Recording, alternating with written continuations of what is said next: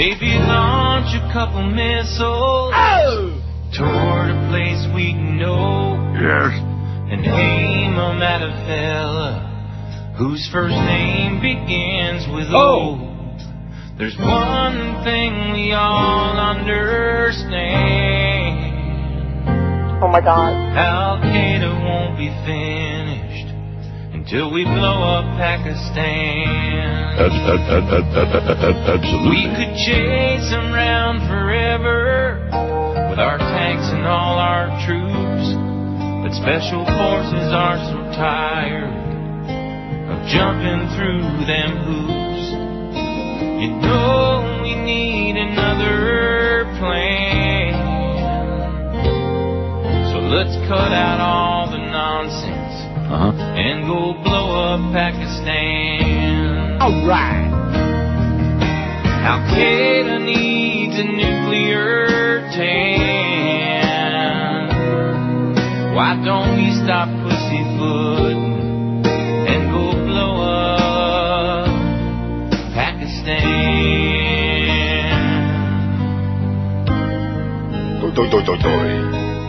Boom, boom. Well, that's a good idea. We should have done it a long time ago. Blow those bastards right off the face of the globe. Let's get a hold of our buddies in India, or at least they used to be our buddies back in the day, and nuke 'em, man. Let's start WW3. That's what the W-Meister wants. He wants WW3. Anyway, thanks to little George for filling in yesterday. Boy, George is the greatest. He really is. Love you too, Dad. Thank you so much. Well, it was my birthday. You know, why the hell should I work on my birthday? That's right. Plus, I had some stressful issues early in the day, and then it turned out to be a great day. It turned out to be a wonderful birthday, even though, unfortunately, the number of the birthday blows. 65. Ooh, he's 65, but he's still alive. Now, you're going to start, you get your Social Security, or you've opting No, out? I'm not going to do that. No? No, because then you get taxed. If I do it now, I get taxed at the full high rate. My financial planner, who's a good guy, but a little bit eccentric, strange. Okay. I was on the way to Woodbine one day last week, and he calls me. The new deal with him is he calls me from the treadmill. Oh, that's nice. Yeah, he's on the treadmill. This is about the third time in a row he's done it. Oh, hi, Neil, it's, you know. Either the treadmill or he's in the middle of some kind of, sexual peccadillo. But at any rate, no, he's on the treadmill, he told me. And first he tells me I ought to start collecting my Social Security. Might as well get it now. And I said, well, it's like, $1,800 a month or something like that. $1,700, I think. It's just not, And then by the time we got done with the conversation, he changed his mind. No, you should wait because you get taxed at the full amount, blah, blah, blah. Maybe if he spent less time on the treadmill. I mean, he's done very well for me. He's a good guy. I don't want to knock him on the air, but he's just eccentric, strange. You know what I mean? Strange. I don't know what you mean. But then again, aren't all people a little bit strange? People are strange. I've heard it. I've heard tell. So anyway, thanks to George for filling in, letting me have my birthday off yesterday. I had a great day. I had a great lunch, and then I had a great dinner last night. And yes, I even had dessert because it was my birthday. And my blood sugar this morning wasn't great, but it wasn't back in the category of last week when it was really, off the map, off the radar. It was bad. It was okay. And I got to be honest with you. I don't know. It's not going to sound good if I say this about the audience, but it's been going on forever anyway. I've always said this show is like a mirror of South Florida, what it's all about, and it is. Mm-hmm.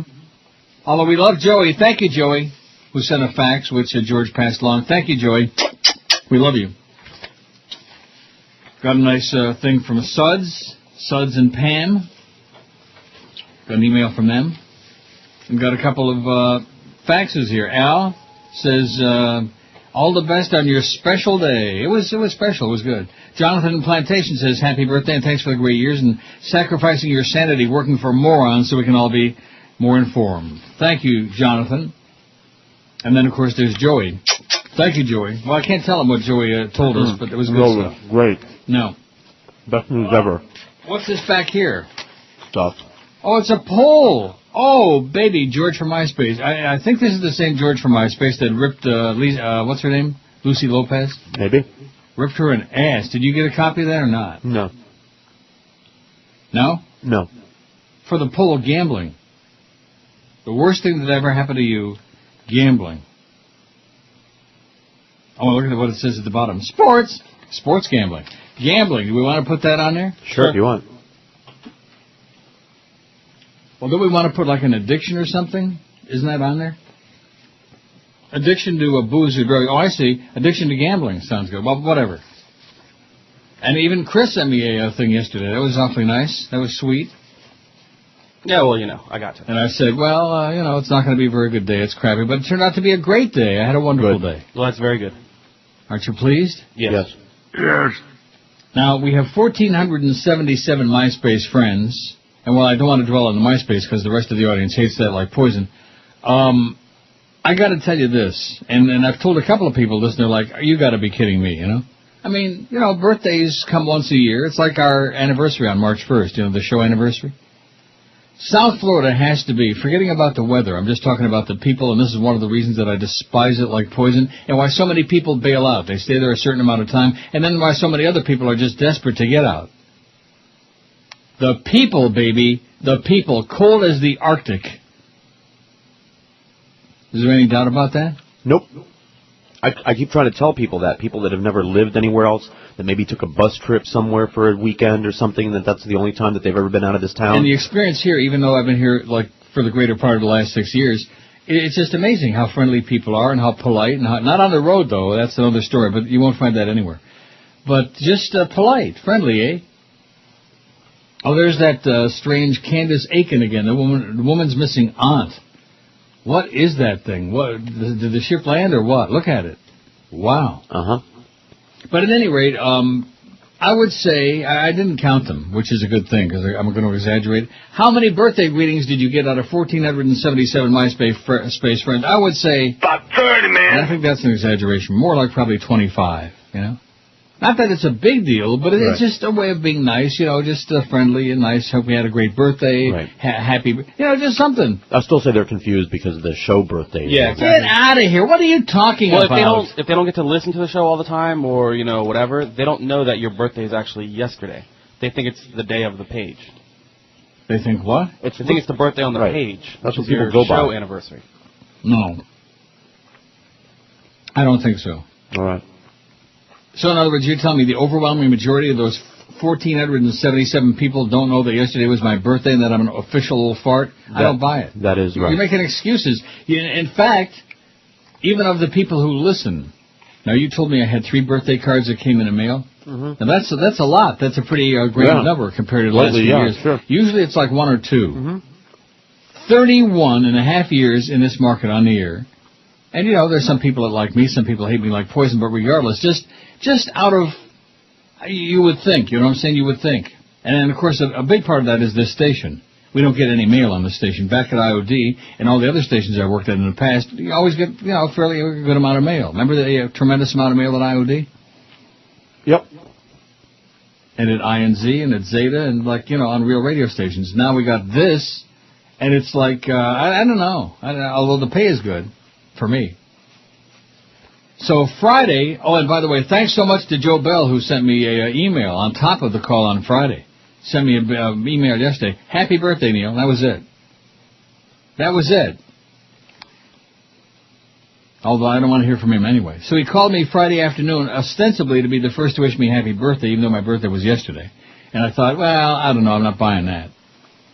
And then the real purpose of the call was to lay the bad news on me, which he thought was good news, I guess. I guess they were taking my temperature again. He had the old thermometer out. See how Neil's going to react to this. And the problem is, I always react the same way. If they would ever put something good on the air, I'd say, gee, that's really great, If they ever put something on the air that made any sense, I'd say it. Like when they brought Joe Rose back, I said, hey, that's fantastic. Fabulous. Not as in fabulous sports babe. When he told me that, I didn't know whether to scream or drop a gigantic load on the sofa. I don't know what the hell to do. Now. Huh? What? Yeah.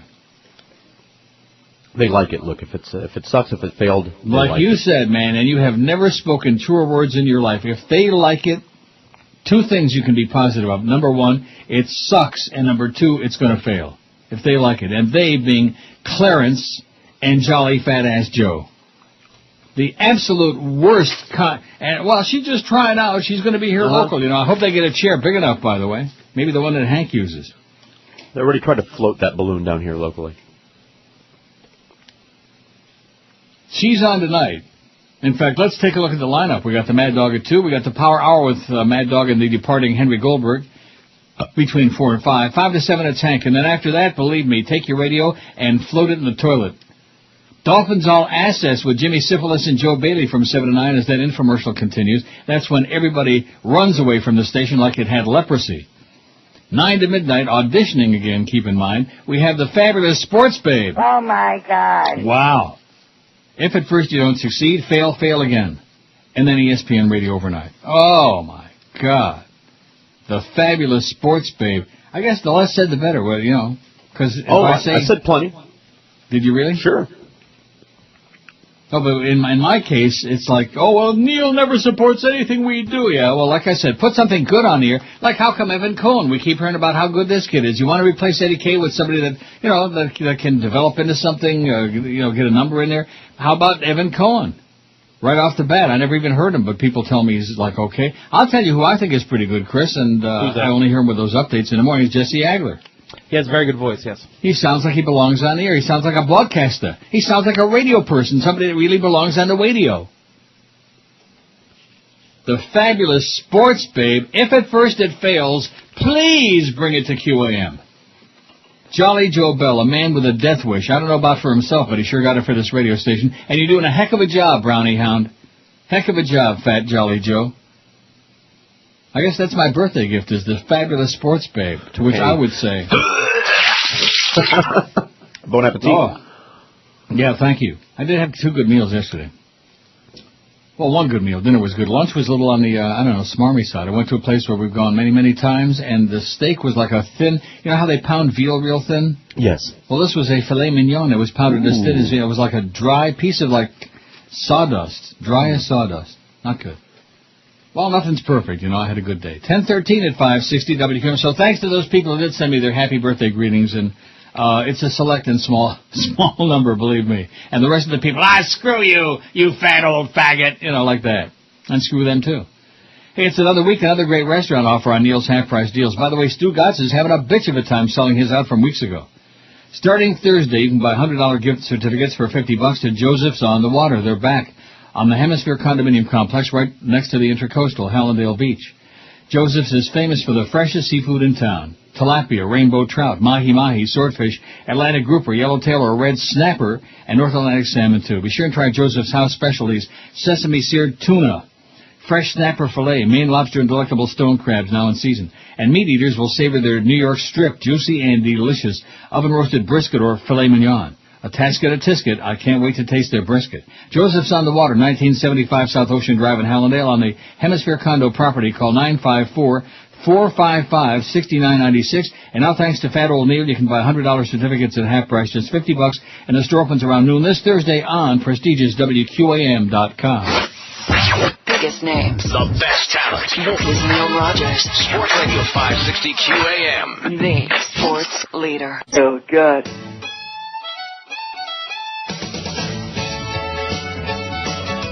Down a mountain road in a rundown shack, you got your good brethren Billy riding tap his back, just to celebrate in a Christian way after hanging up a feller that they thought was gay. Fly your flag like a rebel, 'cause the South's gonna do its a man for its head.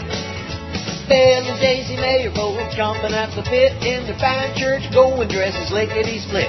At the First Baptist Church up in Nassau Green, they got the light drinking out, met the fed up meat. So fly your flag like a rebel, 'cause the South's gonna do its a man for its head. So freak out, spin like a dreidel, get down, breathe as much as you're able, fool around. Your baby sister looks good, be proud, and do like Jesus would. Fly your flag like a rebel, while the South's gonna do its a man for its head. And it isn't that says it's Christian run. Well, you know they cater only to the inbred and dumb. Can't spell a word that's bigger than Ford. Base their votes on who invokes the name of their Lord. Education is the devil, and the South's gonna do its a man for its head. Judgment Day is coming down the track before their time, with them good old boys and gals taking their lives. Can't get any dumber than Southern pride. Praise Bush, Robertson, and Jesus Christ. Oi! Now be proud. You're 85% or be loud. When debating a dissenter, look around. For a crown holds the enter, pull down. Your pants to breed more kin, have another but pay, because stuff's gonna do it's a mess. Or it's hay. 1019 at 560 WQAM, where if it fails, we like it. Bring it over here, man. If it sucked, we love it. Oh, guess who else sucks? Cox Radio. Okay. Cox Radio, which operates 4 stations in South Florida, said third quarter profit fell 16%. Oh! As declining sales at radio stations in Florida, Texas, and Ohio countered growth in the Atlanta market. Net income dropped to $20.2 million or 21 cents a share from $24 million or 25 cents a share the year earlier. Cox operates 80 stations nationwide. They stink, by the way. They really not like Beasley, but they stink, including South Florida's WEDR, WFLC, The Coast, WHDR, and Hot 105. What's WHDR? That's 93.1. Okay. That's And of course, they used to own WIOD back when some of us worked there, before they sold it to Buddy Bud Paxson, who in turn WIOD. Oh, I hate that station. sold it to Cheap Channel. Anyway, here's the poll from yesterday. What's the best thing that ever happened to you? Had kids, 231. We had 890 votes. Got married, 123. Finally got laid, 120. Sex fantasy fulfilled, 99. See those two side by each there? Mm-hmm. Got a great job, 91. Quit a hated job, 88. Got divorced, 58. Recovered from a serious illness, 42. And won or gained lots of money, 38. Won or gained lots of money. And, of course, today we turn that baby right around. Oh, don't forget, George is going to have a thing this weekend. Saturday night, 9 to 11 p.m. at the Tequila Ranch at Seminole Hard Rock for the Corona Light. What does that say? Spelled wrong. Elimination Football Finals. Look how they spelled it. Elimination Football. What illiterate idiot wrote this? Foosball. What? Not football. Well, I got hooked up on the elimination. I understand. The spelling. Well, that's my good friend Lee, who's going to be in the foosball tournament with me. So He's dumb. Be easy. You're dumb, Lee. The Corona Light Elimination Foosball Finals. Get there at 7 p.m. for last chance qualification tournament to make the $1,000 finals. From 9 to 11, enjoy $5 buckets of Corona Light and great food specials, too. Plus, try your luck with a QM prize wheel for a chance to win Panther tickets. Wow. Anybody want those? No. The place to be this Saturday night, Tequila Ranch with QM and Little George. Okay, here's the poll today. As we take yesterday's poll and we turn it right around. 696, what's the worst thing that ever happened to you? Death of a loved one, 239. Addiction to booze or drugs, 62. Got married, 54. Gee, I wonder what George voted for. Pet died, 52. Serious illness or injury, 44. Started smoking, 44. Of course, I don't know what that means, smoking what. Suffered depression, 40. Got arrested, 39. Got divorced, 28.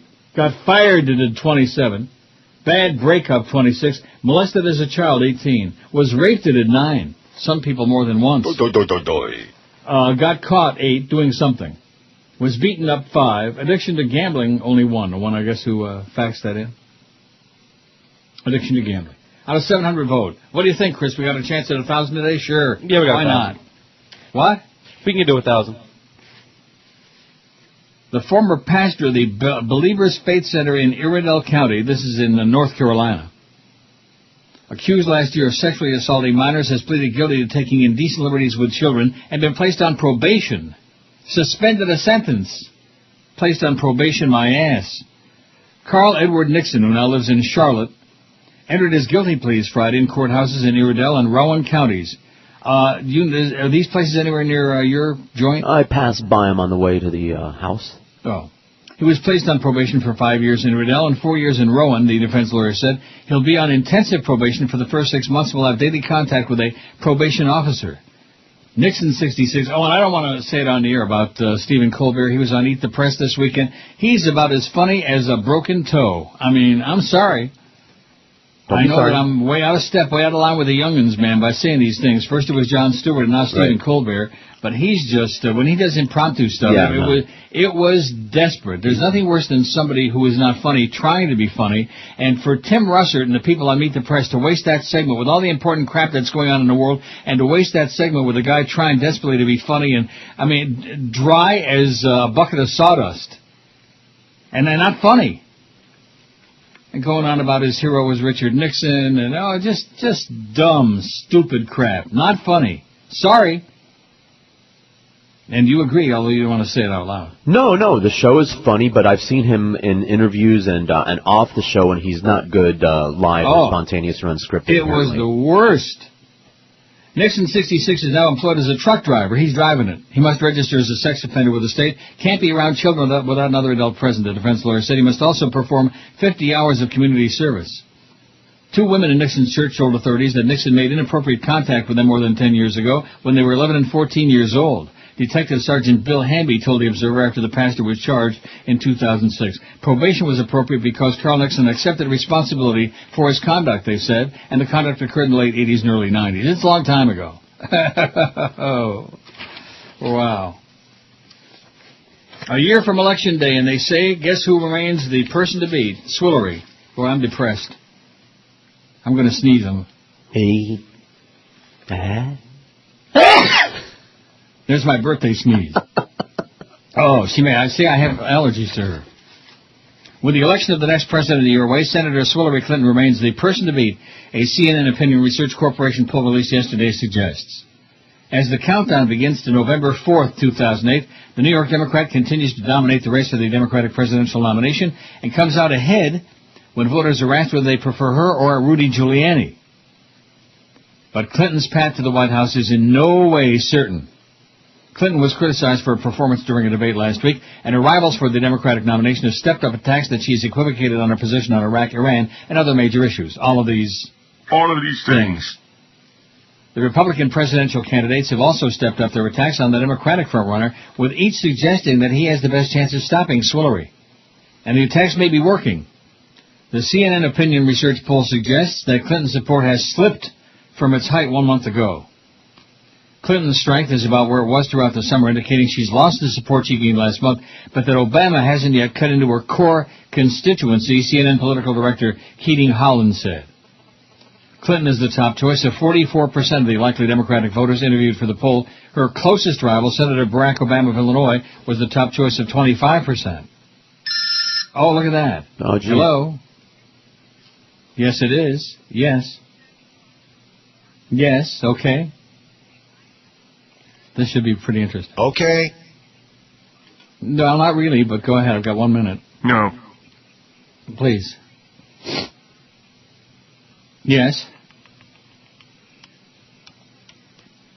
Right.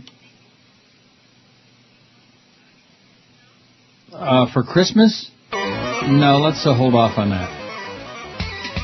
Right, no, that's not a big deal. Thanks very much. Thanks. I like that. How about for a year from Christmas? Oh, it's about a purchase I made, and she's telling me, can you talk now? Of course not, bitch. Clinton is the top choice of 44% of the likely Democratic voters interviewed for the poll. Her closest rival, Barack Obama, was the top choice at 25%. Former Senator John Edwards, 14%. Oh, there's allegedly a sex scandal about John Edwards that's going to come out. All right.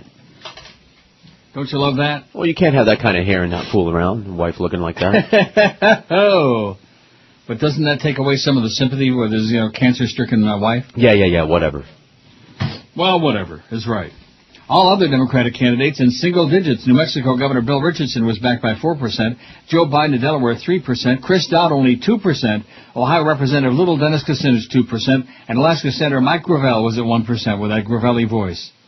I can't believe it says here, elimination foosball finals. Your buddy Lee is illiterate. He's an idiot. He's a good guy. One of yours. Well, that may be. There's a lot of good guys who are illiterate and stupid. You're dumb, Lee. I hate to break the news to you. Oh, there he goes again, ripping all his cohorts. Yeah, well, too bad. The fabulous sports babe, my ass. Oh, look at that. I'm way past. That's because of that stupid phone call. By the way, we had there was an anonymous report since she was in the building taking a tour last night. Yeah. Hank and Drag was what somebody said about him. Hank and Drag. Well, the real Hank is leaving. Maybe we got Hank and Drag now to, maybe she'll wind up doing 5 to 7 or something like that. They could drag her into his old spot. Yeah, with a crane. 28 past 10 at QAM. Give it up. You've got to get naked. Are you nude right now? God, that woman is naked. Your singing is wretched and your outfit is ridiculous. I can see your vagina.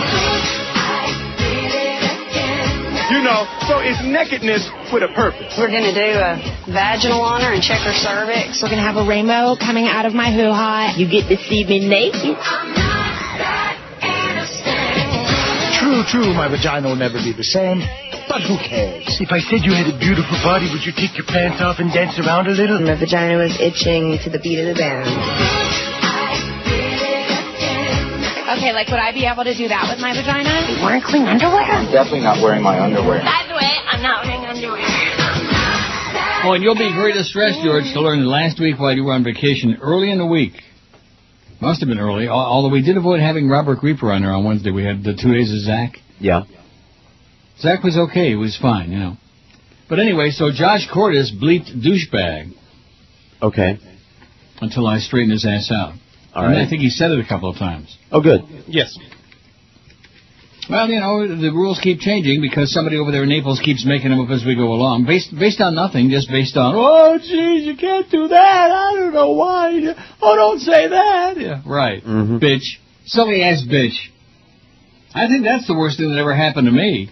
Joyce Fitch. We don't want to put it on the poll because nobody else will vote for it, but that's the worst thing that ever happened to me. Silly ass Joyce Fitch. Doug Thompson writes, the biggest crime of all. I think that's the biggest crime of all. I think this place is the biggest crime of all. The fabulous sports babe. When he told me that, I just about spit up lunch from a month before. I stopped. Ask Chris. I was reading the schedule. couldn't believe it. The fabulous freaking sports babe again? If at first you don't succeed, fail again. Over and over and over again. Come on, everybody, listen to the fabulous sport. We don't wanna. Well, come on, she's great. Listen to the fabulous sports babe. She blows. I remember talking about her and about this back when we were at IOD, when Paxton, because this station had her on the first time. And she laid a gigantic egg. Even the dinosaurs never laid an egg that big. Although, we used to make lots of fun at their numbers and lack thereof while we were over there. Now we can do it from over here. It's just scandalous is what it is. And these rednecks, these knee knockers over there in Naples, they sit around there, and they're like, and they just handed the keys to the kingdom to these people. They're just destroying it. They're butchering it. It should be against the law what they're doing here, baby. And this tub of garbage calls me up to tell me, oh, happy birthday. Ho, ho, ho. And by the way, you give you a heads up on the fabulous sports babe. Clarence thought it would be good to give her a chance. Clarence.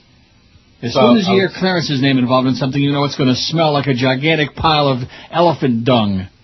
I was asking around. Like a steaming, heaping pile of elephant dung in the equator. What? I was asking around about her last night because I didn't hear it. And apparently she came on and said she knows nothing about the local teams, doesn't know about the local coaches, and she asked the callers to call in and tell her about all the local stuff. Sounds great. Sounds perfect. Because that was the big sell job. Oh, she's not going to be doing the syndicated thing anymore. She's going to be local. She's going to have her big fat ass sitting right there in the studio. Right where Hank's fat ass sits. On the same 6 chairs.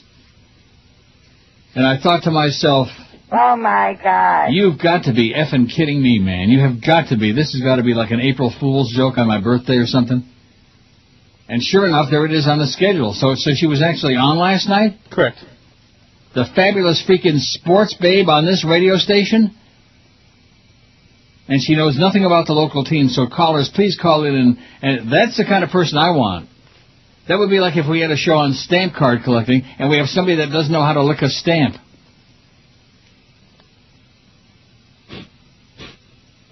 Yeah, I had a line, but... Yeah, look this, I know. No, let's move right along. Wow. Just scandalous is what it is. Beyond scandalous. Everything you touch, Joe Bell, turns to instant process Schmidt. You are the Schmidtmeister. Doug Thompson writes the biggest crime of all. I guess he doesn't know Joe Bell. People, it is said, are judged by the company they keep. GOP presidential wannabe Fred Thompson jets around the country on a plane owned by a drug dealer. And top fundraiser for Democratic presidential frontrunner Hillary Clinton turned out to be a criminal on the lam. Even holier-than-thou Mormon Mitt Romney found himself saddled with the top aide who posed as a cop and then ran like hell when another supporter, Senator Larry Craig, copped a plea for trying to get a BJ in an Air Force men's room.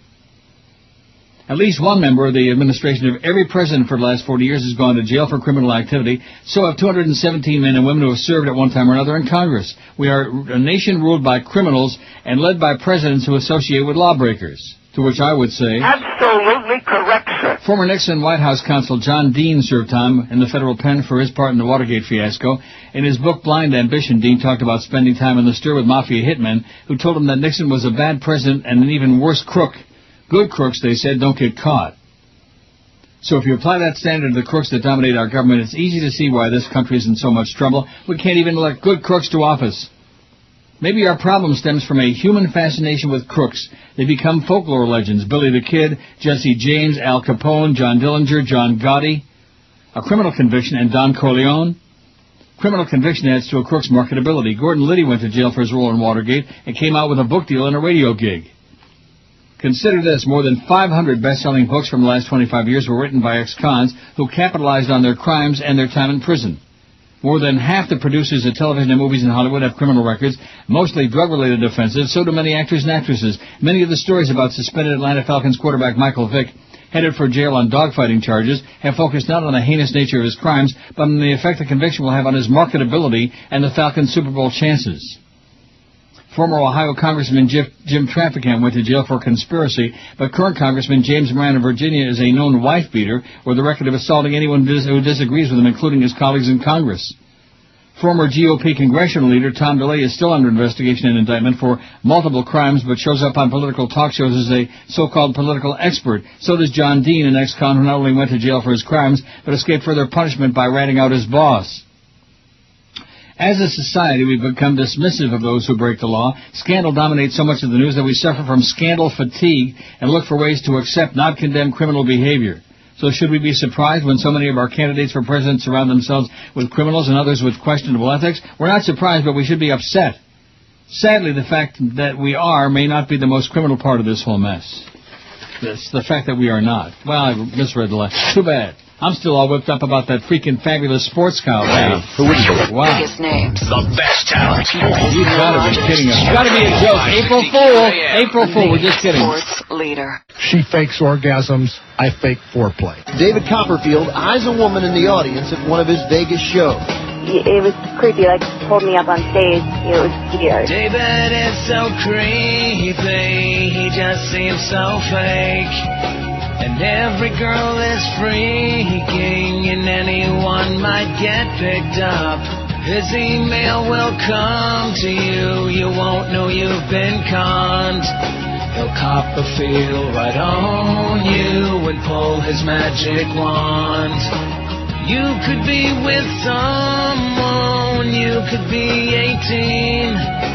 He will stare right at you, he's magically obscene. Just watch what you are doing when asked to pick a card. He'll strip right down and show you a trick that's very hard. Can you make him go away before he comes of age? We're warning you today, he's trying to get laid. Can you make him go away? And the trick he does backstage, you won't believe what he made. Disappear between your legs. Can I show you a little magic? Excuse me while I whip this out. Well, that was just plain creepy. 1046, how come we don't hear anything more about that, by the way? There was a story, just like Joel Feinberg beating up that girlfriend. These stories didn't really have much legs, as they say. No. You know what I mean? No, they didn't. Why is that? I don't know. Well, at least David Copperfield, it sounds to me, is one of these magic guys who isn't gay, which is unusual. You're right. It is. What's I up see with we got this fabulous sports babe tonight and tomorrow. Then we got the Beast on Thursday, 10 to midnight. Wow. And then Friday we got Hurricane basketball. Oh, my God, a recipe for disaster, Jolly Joe. At any rate, you see, you got me started on that. I don't want to dwell on it. I don't want to talk more than 2-3 hours about it. Okay. 749 votes on Chris's poll there. You'll make 1,000, I think. Okay. Well, don't say okay. Don't sound like so indifferent for crying out loud. Have a little enthusiasm, like, all right. That's it. I'm sorry. All right. Because you work with a bunch of dullards who don't give a flying crap other than collecting a paycheck. So tell me more about that sales meeting breaking up in the hall. You're going to really get me depressed. Tell you more about it? Yeah, what did you say? You said you were wandering down. As they were exiting and they were milling about. So I don't know who it was in the room talking, but I overheard somebody said, yeah, we got a great radio station here. And whoever they were talking to said, yeah, and it's going to be even better. I didn't recognize either of the two voices. Woo! Wow. But I chortled. I wonder what they're putting in their coffee in that place. I guffawed. Wow. I smirked. Republican-held seats in the U.S. Senate are very much in play for Democratic challengers, according to a new poll, which shows GOP, that's the gay old party, candidates losing their races, sometimes by large margins, to Democrats in 4 out of 7 key battleground states. As if that's going to make a difference, as if the Democrats offer us any hope. The new poll, commissioned by Roll Call and conducted by automated polling firm Survey USA, found presumptive Democratic nominees stumping Republican rivals by especially large margins in Virginia and New Hampshire. I keep thinking about that Stephen Colbert thing on Meet the Press, and it's just in line with everything else that goes on in this country. It's the era of mediocrity, baby. If you're at least mediocre, all of a sudden you're a big, big fat hit. Like Robert Duvall said in Network, you're a big fat, I can't say the word. Hit. It rhymes with hit. Just absolutely amazing, astonishing.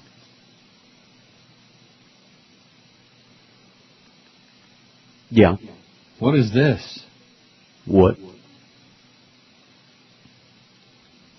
Hotels.com. Oh. Doesn't it bug you when you get spam on your black? Immensely. Go away, Hotels.com. Spam Get lost. texts. It is likely the general election race in Virginia between former Governor Mark Warner, Democrat, and his predecessor, ex-Governor Jim Gilmore, Republican. Warner was preferred by 57% compared with Gilmore's 35%. Things also look bleak for the gay old party in New Hampshire as the state's former Governor Jeanne Shaheen maintains an 11-point lead over Senator John Sununu, who previously defeated her for the seat in 2002. Shaheen has, in the latest poll from University of New Hampshire, a 16-point lead. In Colorado, where Senator Wayne Allard, Republican, is retiring, Representative Mark Udall held a 48 to 41% lead over Representative Bob Schaefer. In New Mexico, the Democratic mayor of Albuquerque, Martin Chavez, is clinging to narrow leads over 2 GOP House members for the nomination. The state's governor, Bill Richardson, remains an overwhelming favorite in the Senate race, but Richardson continues to insist he's got no interest in running for the post and is concentrating on his White House bid. Right, he's got 2% for the White House, Bill Richardson. He's got 2 chances, much less than none, and forget about it. Meanwhile, the Democratic challengers to Minnesota Senator Norm Coleman, one of which is comedian Al Franken, are both polling within the margin of error, Senator Coleman. Yeah, there's another one. Franken's competition for the Democratic nomination is lawyer Mike Ceresi. And it goes on. Yeah. So, it's already November 6th, 2007. Well, there's nothing else going on, Pakistan is up in arms, and your president says, well, don't do that, but if you do it, you're okay. Old Ashot Musharraf. 761 votes on the poll, only one addiction to gambling, and that's whoever sent that in. We feel bad for them. There's nothing worse than being addicted to anything, like sugar. How about the worst thing that ever happened to you, getting fat? How's that? Okay. You don't think? You ought to know about that. You're the Mr. Anti-Fat Militant guy. Right. That's right. What does that mean? What does what mean? I'm the Anti-Fat Militant guy. Right. You're militant about trying to save fat people. Yeah. I'm failing so far. Right. Yeah, well, you got a perfect... You're like Jolly Joe Bell, speaking of fat people. You're batting 1,000, man. Well, the only thing I haven't tried is kidnap and locking people up in a shed somewhere with a chain around their ankle and only feeding them the right foods. That's the only thing that I haven't tried. Because no amount of talking, I had a good few days there until yesterday on my birthday, but I was bribery, told I'm entitled to cheat on my birthday, and begging, blackmail, none of that works. Well, here's some good news. Not that it's going to go anywhere, but it's a good piece of news for somebody that is so anti this whole religious, sick, twisted thing, man. The whole world is full of Getchkis who are killing each other and then want to kill us too. We don't have any, do whatever you want, but leave us alone. That's all. They won't do it. CBS News has learned that Senator Charles Grassley of Iowa, the ranking Republican on the Senate Finance Committee, is investigating 6 prominent televangelist ministries for possible financial misconduct. Letters were sent yesterday to the ministries demanding that financial statements and records be turned over to the committee by December 6th. According to Grassley's office, the Iowa Republican is trying to determine whether or not these ministries are improperly using their tax-exempt status as churches to shield lavish lifestyles, as if there's some doubt, as if this is a debatable fact. It's like the thing about going to war in Iraq based on lies. Oh, there's some real debate there. Not. The fact that Bush and Cheney and Rumsfeld all belong in federal prison, as if there's some debate there, which there is not. The fact that the fabulous Sports Babe is back again for another try on QM at night, as if there's some debate about whether that's going to be a big hit. Not. Hit my ass. With what? A stick. The 6 ministries identified as being under investigation by the committee are led by Paula White, Joyce Meyer, Creflo Dollar, that's my favorite, Creflo Dollar, Eddie Long, Kenneth Copeland, and Benny Hinn. 3 of the 6, Benny Hinn, Kenneth Copeland, and Creflo Dollar, also sit on the Board of Regents for Anal Roberts University. Oh, boy, it must be just a coincidence. Crooks of a feather peddle the Lord together. A spokesperson for Joyce Meyer Ministries provided CBS News with an IRS letter to the ministry dated October 10, 2007 that said, "We determined that you continue to qualify as an organization exempt from federal income tax." The letter couldn't be independently verified in time for this story.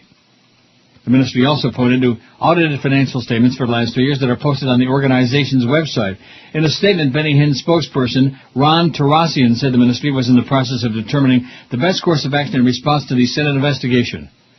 World Healing Center Church complies with the laws that govern church and nonprofit organizations and will continue to do so, Tarassian wrote. In a statement to CBS News, Creflo Dollar, have you ever heard of that before? Me, no. I don't hang with those. Creflo Dollar called his ministry an open book and said he would comply with any valid request from Grassley, but he noted that the inquiry raised questions that could affect the privacy of every community church in America. Too freaking bad, Creflo. The other 3 ministries didn't respond to requests for comment from CBS News yesterday. Because they have tax status as churches, the ministries don't have to file IRS 990 forms like other nonprofit organizations, leaving much financial information largely behind closed doors. The letters sent yesterday were a culmination of a long investigation fueled in part by complaints from Ole Anthony, a crusader against religious fraud, who operates the Dallas-based Trinity Foundation, which describes itself as a watchdog monitoring religious media fraud and abuse. Ole Anthony, that's O-L-E, Ole Anthony. We've been working with them for 2 years, Anthony told CBS News. We furnished them with enough information to fill a small Volkswagen. Anthony said, I wonder if that's the same Volkswagen that Ted Bundy was driving. Anthony said after 20 years of working with media organizations to expose televangelists, he saw little reform. He says that's why he turned to another tactic, going straight to Grassley. He's confident that Grassley's inquiry will be different. What we hope is that this will lead to reform in religious nonprofits. The structure of many televangelist organizations, in which the leadership is often concentrated in one person or family, has itself been the target of criticism. Churches like these are ruled as a dictatorship, said Rod Pfizer, who directs research at Ministry Watch in North Carolina, which provides advice for donors to Christian organizations. Or Pitzer is his name, whatever it is. Rod Pitzer. I don't think we can say that. Pitzer? Nope. He's a real Pitzer. He welcomes the Senate and the committee investigation. Ministries lacking accountability, he says, give a black eye to churches and Christians who are trying to do things in the right manner. Right, when is that going to start? Do things in the right manner, my ass. $1 a holler. Maybe that's why that Creflo Dollar. Maybe he's got a good dollar flow. Creflo. Cute. Pathetic. Not as pathetic as putting the fabulous Sports Babe back on here. Oh, Jolly Joe, what have you done? When will it stop? When will they come in with guns, with weapons, and back your fat ass up against the wall and say, stop already, enough? He is a one-man demolition crew. I mean, he's got some help there, obviously, with little Clarence. But Clarence, as you know, is a little putz. A wrecking crew, a man with a wrecking ball. Jolly Joe. 10:56 at 560 WQM used to be great. The Neil Rogers Show. Increíble. This is your brain. Any questions? This is Eyewitness News. SEMA is under fire again for its response to a federal disaster. This time the agency lands in hot water for staging a fake news conference in response to the California wildfires. Instead of legitimate members of the press, those who asked the questions were actually FEMA employees. Are you happy with FEMA's response so far? I'm very happy with FEMA's response so far. Does the response by FEMA make you happy so far? I'm very happy with FEMA's response so far. So far, did the response by FEMA make you happy? I'm very happy with FEMA's response so far. You seem happy. Is that because of the response by FEMA so far? I'm very happy with FEMA's response so far. Did FEMA do such a good job that we're going to get a raise? I'm very happy with FEMA's response so far. FEMA says the whole thing was put together at the last minute. Oh, boy, it's 11:02. Let's have a QM press conference. Let's get Jolly Joe downstairs right in front of the building and put a camera in front of and a mic in front of his nose. 786 votes on the poll. There's Aisha Musharraf. Beep, beep, beep. And he got out of his uniform, too, finally. He took off the military uniform, and he's wearing a really cheap-ass suit. Looks like a slob. Not as much of a slob as me, though. Well, it works with that Mahmoud Ahmadinejad. Mahmoud Ahmadinejad, man, he is a bad dresser. He makes me look pretty sharp. And you'll be pleased to know that since it was my birthday yesterday, I got talked into buying my new, putting on my new threads, you know. Oh, yeah? Nice new sport jacket, new like togs. some new pants. Yeah. With socks. Woo! Oh, yeah. Going no, crazy. Not a tie. No, togs. Togs? Some spiffy togs, baby. Daddy-o. When the hell do I wear togs? Togs, it means clothes. Don't you know? Togs? You old-timers talk like that. No, it doesn't. Togs doesn't mean clothes. Who said that? I'll look it Well, up. I've heard that. Guten Tag, I've heard that. Guten Tag. 5 U.S. soldiers were killed in 2 separate roadside bomb attacks in Iraq yesterday, making 2007 the deadliest year for U.S. forces in the country. And we're worried about the fabulous sports babe. How do you like that? Oh, she's going to be great. This station's going to be so good. It's going to be the best GD sports station in the history. No, it's not. It's an industry disaster. We are the master of disaster, Fat Ass Jolly Joe. And you in 2 years, however long it's been, much too long, you have butchered. You have destroyed. You have bloodied it. The deaths took the number of U.S. soldiers killed in Iraq this year to 851. In total now, we're getting close to that 4,000 number. That'll be the number when the public finally says enough, won't it? No. Oh. In total, 3,854 U.S. soldiers have been killed since the U.S.-led invasion, the Iraq attack to topple Saddam Hussein, our good close personal buddy, in 2003. And it goes on, but you know, it just becomes numbers. The public is immune to it. They're just desensitized. Because they don't give a crap anyway. Although I did get one more happy birthday thing there on MySpace. Too late now, after the fact. Now, even you were on vacation last week, but Chris will admit I talked a lot about the fact that it was my birthday. So I guess those are the people that just don't listen. They're on MySpace. Right. Those are the listeners it's who care. and neat, huh? Those are the listeners who care. You can count them up. Well, there aren't very many, I'll tell you that. No, I know. That's South Florida. They don't care enough to send their very best. No, They don't care enough don't. to send anything. Other than, up yours, you fatso, you know, like that. Very sad. I mean, not sad, not that I cared, and I'm not going to sit down and cry about it. But I have other things to cry about. What's the worst thing that ever happened to you? Death of a loved one, 265. Addiction to booze or drugs, 66. Got married, 61. Oh, not a good idea. Pet died, 56. Serious illness or injury, 55. Got arrested, 51. Suffered depression, 47. Started smoking, 46. Got divorced, 31. Bad breakup. You know how many people voted for bad breakup? About 30, man. Got fired, 29. Molested as a child, 21. Got caught doing something, 10. Was raped, 10. Was beaten up, 5. Getting fat, 4. And addiction to gambling, only that 1. Only that poor one. And it's probably because of those damn one-armed bandits, too, man. Those slot machines. I imagine. Although lately, for whatever reason, I don't know, I've been doing pretty good. I had one disaster day about a week ago, but generally lately, for whatever reason, I do pretty good. You want to know why? Why? Because if I get ahead, I run out. Oh, good plan. If I get like 800 ahead or 1,500 ahead. Quit while you're ahead. Whatever, That's how I you run do to the it. door and I race out of there before they can take it back. Good plan, man. No, it is. That's the thing I've learned after 3 years plus of plunging my guts out. If you get some of their money, take it and run. I mean, you know, it all depends. And especially now since I got that spiffy car, and most of the time I can drive myself, you know, I have to get held up $120 round trip for cab fare. Not good. Here's a fax that says, Togs, oh, George wants to show me how smart he is. Togs, clothing, a set of clothes and accessories for a specified use. Well, I don't expect you to speak English too well. The date on this, 1779. Yeah, that's when it came. That's when the word originated. I understand. And in 1785, they stopped saying it. I never heard that in my life. Togs. You know, you're an American. You don't speak English too good. Well, I got news for you, man. The Brits are the ones that don't speak it English. And the Canadians, eh? How's it going, eh? Kind of a murky day today, you know? I know that Paulie, although they're still on the air, aren't they? What time do they get finished? Around 3? What are they on, from 4 in the morning to 3? I don't know. I don't know, and I don't care. Can you really have too much of that? Yes. About 5 seconds. Oh, it's 6. What is 6? Is it like 41, 42? 42. Going to go all the way up to 8. Yeah, the Indian summer, all that good stuff, that's all over with now. Damn it. Pretty murky, cloudy, depressing.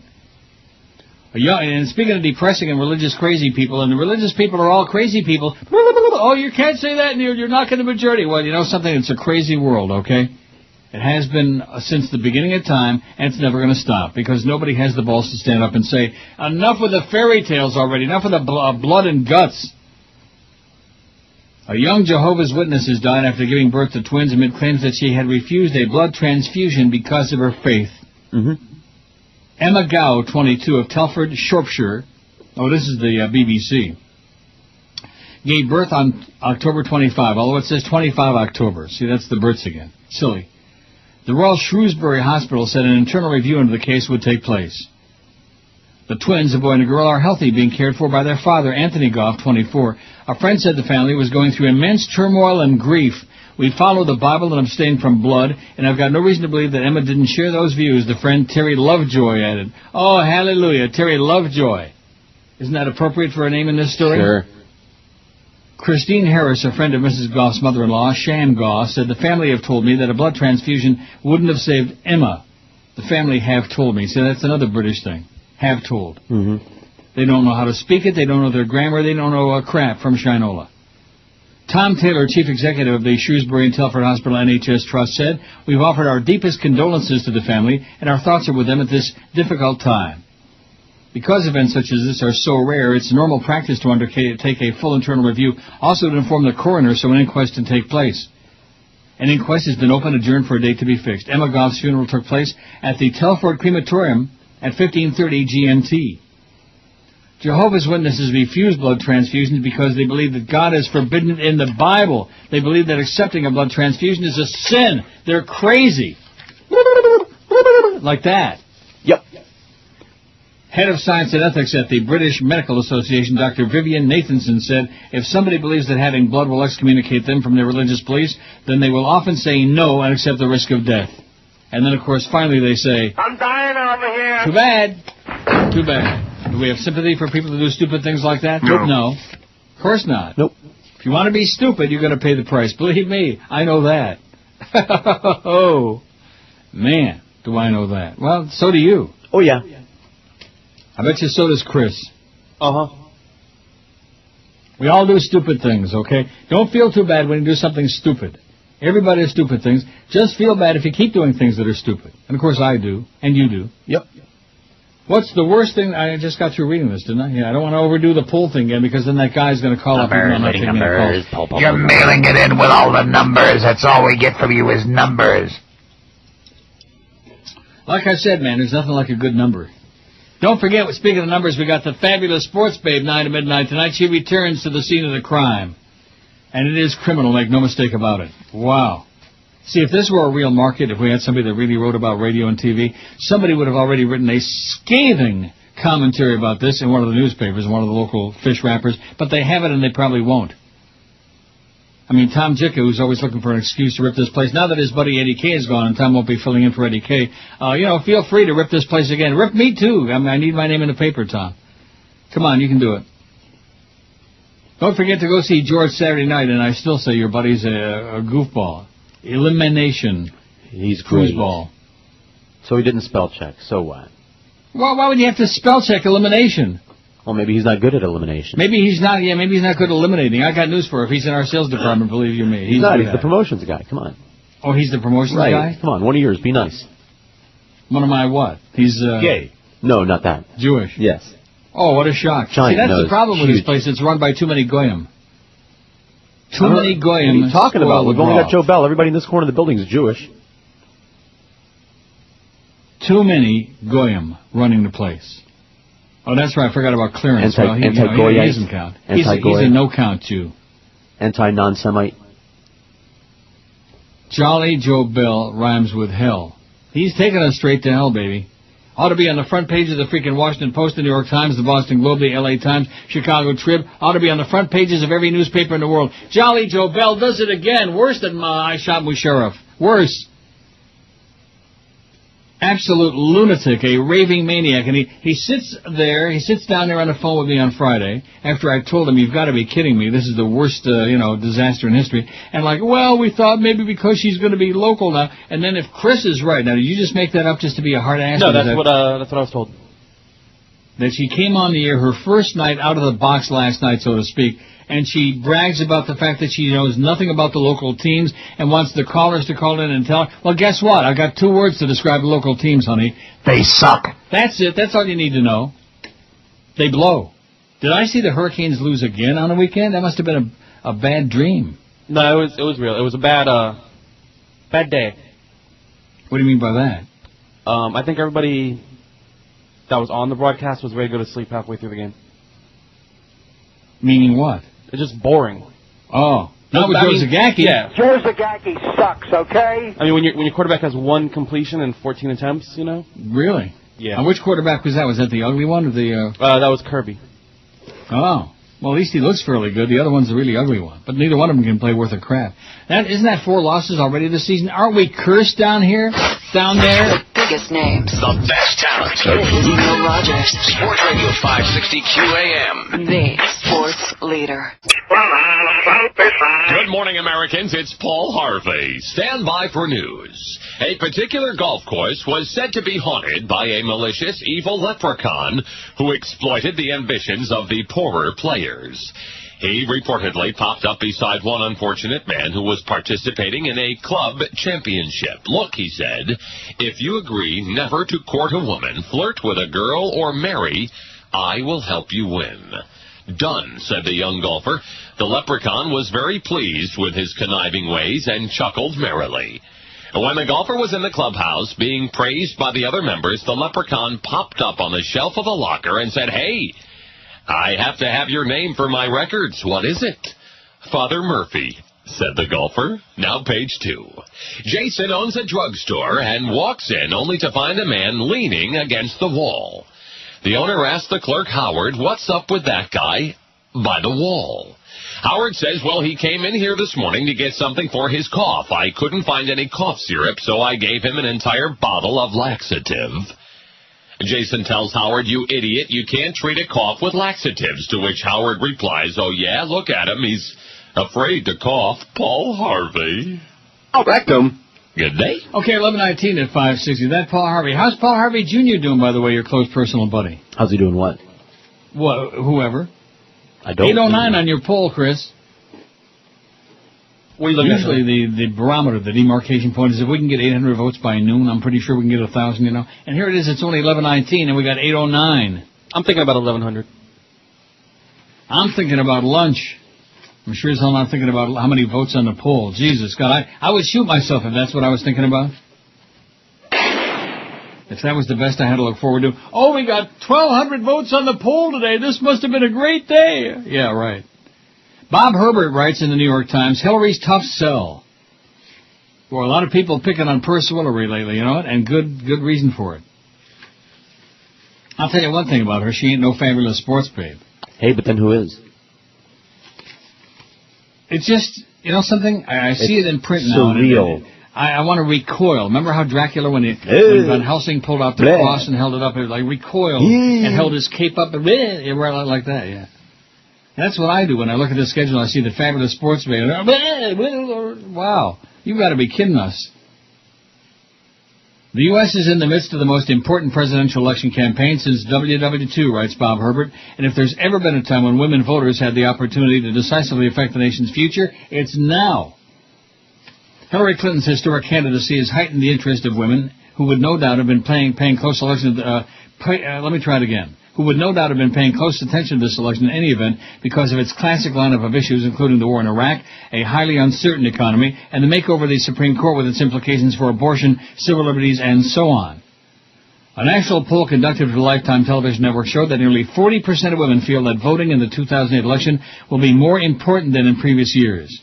And an overwhelming majority of women who are registered to vote say they plan to go to the polls, but most of those voters are not yet committed to a particular candidate. That means there's a treasure trove of potential votes out there among women. But except for the recent flap over the treatment of Senator Clinton in last week's debate, the campaigns are nearly all being waged as if the only votes that really matter are those of dim-witted guys fascinated by big guns and insecure in their masculinity. 6 years after 9/11 and nearly 5 years into the absurd war in Iraq, the election talk is still mostly mindless macho chatter about who's toughest, who would be best at shoving Iran around, who would be the most extreme in dealing with terror. Incredibly, torture is still on the table.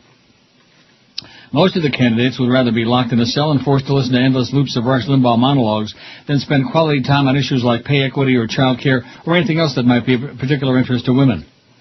The Lifetime poll was part of the cable network's nonpartisan Every Woman Counts campaign, which is designed to encourage women to vote and speak out on important issues. The poll and an extensive series of interviews unrelated to the poll indicate that among women, Senator Clinton has an advantage but hasn't yet closed the deal. Cautious to a fault, like most Democrats, she hasn't generated yet the kind of excitement among women that one might have expected from the first woman with a serious shot at winning the White House. Among women who have already made up their minds, more than half, 56%, favor Mrs. Clinton, but according to the poll, only 22% have made up their minds. When you talk to women about how they feel about Solery, you find that their reactions are staggeringly complex. Some are obviously crazy about her, some seem to like her and loathe her at the same time, and for reasons they have trouble articulating. Many want to see a woman elected president, but would rather have someone other than Mrs. Clinton as the standard bearer, and a substantial number will bring up without prompting Bill Clinton's misadventures with other women. If there's one word to describe the feeling of many women about Senator Clinton, it might be ambivalence. A woman from Coral Gables, Florida, said, "I resent the fact that so many believe that Hillary speaks for all women. She does not. I admire her and think she's well qualified, but she lacks heart." You gotta have heart. Come on, let's all sing it together, Hillary. You gotta have heart, honey. She lacks heart. It may be that George W. Bush and the Republicans are so unpopular now that Senator Clinton or just about any Democrat will be able to waltz into the White House, but that's a dangerous belief for any Democrat to have a year in advance of the election. If Senator Clinton's unable to generate tremendous enthusiasm among women voters, she's unlikely to win. She needs a big turnout among Democrats in general, and women in particular, to overcome the built-in opposition to her candidacy on the right, and among men and women who won't vote for a woman under any circumstances. 39% of the women who responded to the Lifetime poll said they wouldn't vote for Senator Clinton, and another 7% said they wouldn't vote for any woman under any circumstance. The flaw in the Clinton campaign so far has been the absence of real leadership, the failure of the candidate to galvanize supporters with a vision so compelling as to be almost irresistible. She's wishy-washy, said one woman. Wishy-washy. There seems to be a lot of that in the Democratic Party, you know? Yeah. The problem for the terminally timid Democrats is that this isn't just a flaw of the Clinton campaign, but a potentially devastating flaw in the entire Democratic presidential field. Weak. Just like Al Martino's voice in The Godfather. Weak. My voice is weak. Let's watch Godfather again. You can act like a man! What's the matter with you? Not. Now, actually, Godfather 2 was on one of the channels over the weekend, or whatever the hell it was the other day, and I said, okay, that's it, I reached my saturation point. Yeah. I mean, when you can recite all of the dialogue by heart without, well, what's the point? Well, you right? Start translating it. Exactly. I've seen it 4 million times already. I thought to myself, why? Although I will say this. I did watch the part with the Senate hearings. They were funny. With Frankie Pentangeli. Sure. And they were first with Chi-Chi. Right, yeah, buffer. The family had a lot of buffers. Yeah, a lot of buffers. Quit suffering, take buffering. And then Frankie. I kept saying, Michael Corleone did this, and Michael Corleone did that. So I said, yeah, sure. Yeah, sure. You think the Fabulous Sports Babe's going to be a big hit at night? Yeah, sure. Yeah. I want you to take a ballpoint pen right now and go into Jolly Joe Bell's orifice And I want you to stick that pen right in his pupik, okay, until blood starts spurting out. Don't see Hostel 2, by the way, like I told you on Friday. Yeah, it sucks. that's a safe bet. It's really bad. But you might. Touristas isn't a good movie, but there is a lot of flesh, so you might enjoy that aspect of it. Well, that part's good. Mm-hmm. A lot of shirtless guys, pretty much the whole movie, and shirtless girls too, for what it's worth. But I'm talking to you right now. What he's trying to say is, you old gay fairy. Yes. There's something for everyone. Well, good. That's my kind of flick, man. It doesn't have to be like some great storyline. It wasn't spectacular. The thing it was about adequate. Hostel 2 is you can't complain about the storyline because there isn't any. There isn't any. Just a lot of blood and guts. In fact, that seems to be the new deal. That's a movie we watched yesterday. I still saw what you did last summer. Remember how much I liked the first one? Right. And I still, it sucked. And what's his name wasn't in it? The Ryan Phillippe? Flippy, whatever his name is. Freddie Prinze Jr. was in it, but he spent most of his time being all cut up and bashed up and stuff like that. Double cut! And then the new deal seems to be is that, just like Hostel 2, they reach for all these different devices that everybody seems to have laying around, all these things, cutters and stabbers and whatever. Everywhere you go, there just seem to be like a whole bunch of sharp things around. You never know what you might need. That's right, especially at the 2 a.m. Biggest names. The best talent. The sports leader. Rogers is my lover. Well, congratulations. Get a life. Welcome to another edition of Inside Lifeless Sport Holes. Dre Stan Nasal Mist is our guest today. Yo, Dre. Yo. What do you have to say about your admirers who are obsessed and worship you in every way and base their intellect and entire existence on your ability to catch a ball? I don't know what I've been told, but a big-legged woman ain't got no soul. What's your take on the over and the under of the over of the underwear? I don't know what I've been told, but a big-legged woman ain't got no soul. And what's your take on those rumors flying around that you're articulate enough to replace Michael Jordan on those MCI spots? They say you're getting close to signing that contract. I don't know what I've been told, but a big-legged woman ain't got no soul. Tell us more about your charitable work for underprivileged children, helping to improve their mathematics skills through showing them how to properly weigh crack rock. I don't know what I've been told, but a big-legged woman ain't got no soul. We'll be back with more Inside Lifeless Sport Holes. It's 11:32. We got the fabulous Sports Babe 9 o'clock tonight. Oh my God! Wow, I think I might actually catch a little bit of that. Maybe she improved since last time she was on the station. It's possible. When she had cheers, you like that? Write it down, by the way, on the calendar in there. Chris, can you handle it? I don't want you to expend too much energy. What's November 21. Did we already do this? 10 a.m. Yeah, it's already November 21. It's already on. There. I see it. You know what that is? That's 2 weeks from tomorrow is the next trend in the ratings coming out. And let me tell you right now, it's going to be bad news for Joel Feinberg, okay? It wasn't bad enough news when the fact that he beat up his girlfriend because he had a bad day at the track. That wasn't bad enough news that it made both papers, although the story didn't have very much legs. We don't hear anything more about it. But it's going to be really bad news when they drop off that bogus July, where they had like a 15 share in Men at Night, and then August they had a point. Nobody. I mean, that's just, God, that's over and above the Call of Duty. What have I been saying about them right from the get-go? While these people here have been all obsessed. Oh, geez, the ticket is kicking our ass, and we got to do that. Right. They have so little measurable audience, you could stick it in a teacup and have room for Godzilla left over in there. They're doing it with mirrors. Just like that freaking I Shot My Sheriff guy. He's doing it with mirrors. I say blow up Pakistan. Blow it off the face of the earth. The Indians would be happy to see that. Sure. They hate each other with a passion. Yeah. Now, is that a Hindu and Muslim thing? Is that what that's all about? It's all about religion. Ain't Isn't it that always? what it's always all about? It's always about religion, baby. It's like the Sunnis and the Shiites and the Kurds and the Ways and all these other crazy bastards. It's about who's right about the pie in the sky. Since no one can prove it, we got to fight about it.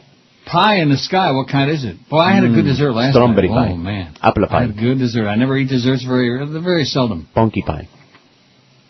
I had a chocolate something. I don't know what it was. Like a mousse? Man, it had like mousse in the middle, like a cake. Ooh. Not a mousse, but it had like a mousse in the middle, and on top of it was like a real... Oh, it was super nice. In fact, I wanted the whole thing. Just bring out the whole cake. Man. The ranking member of the Senate Committee on Finance has launched an investigative review of possible misuse of donations made to Without Walls International Church and Paula White Ministries, along with 5 other Christian organizations in Tampa. Oh, no. Oh, this is the same story as the other one we had. This is not about Tampa. This is about, what's his name? Chuck Grassley. Oh. About Benny Hinn. This is the same story. I don't think I've ever done this before. It's just written differently. World Changers Church International.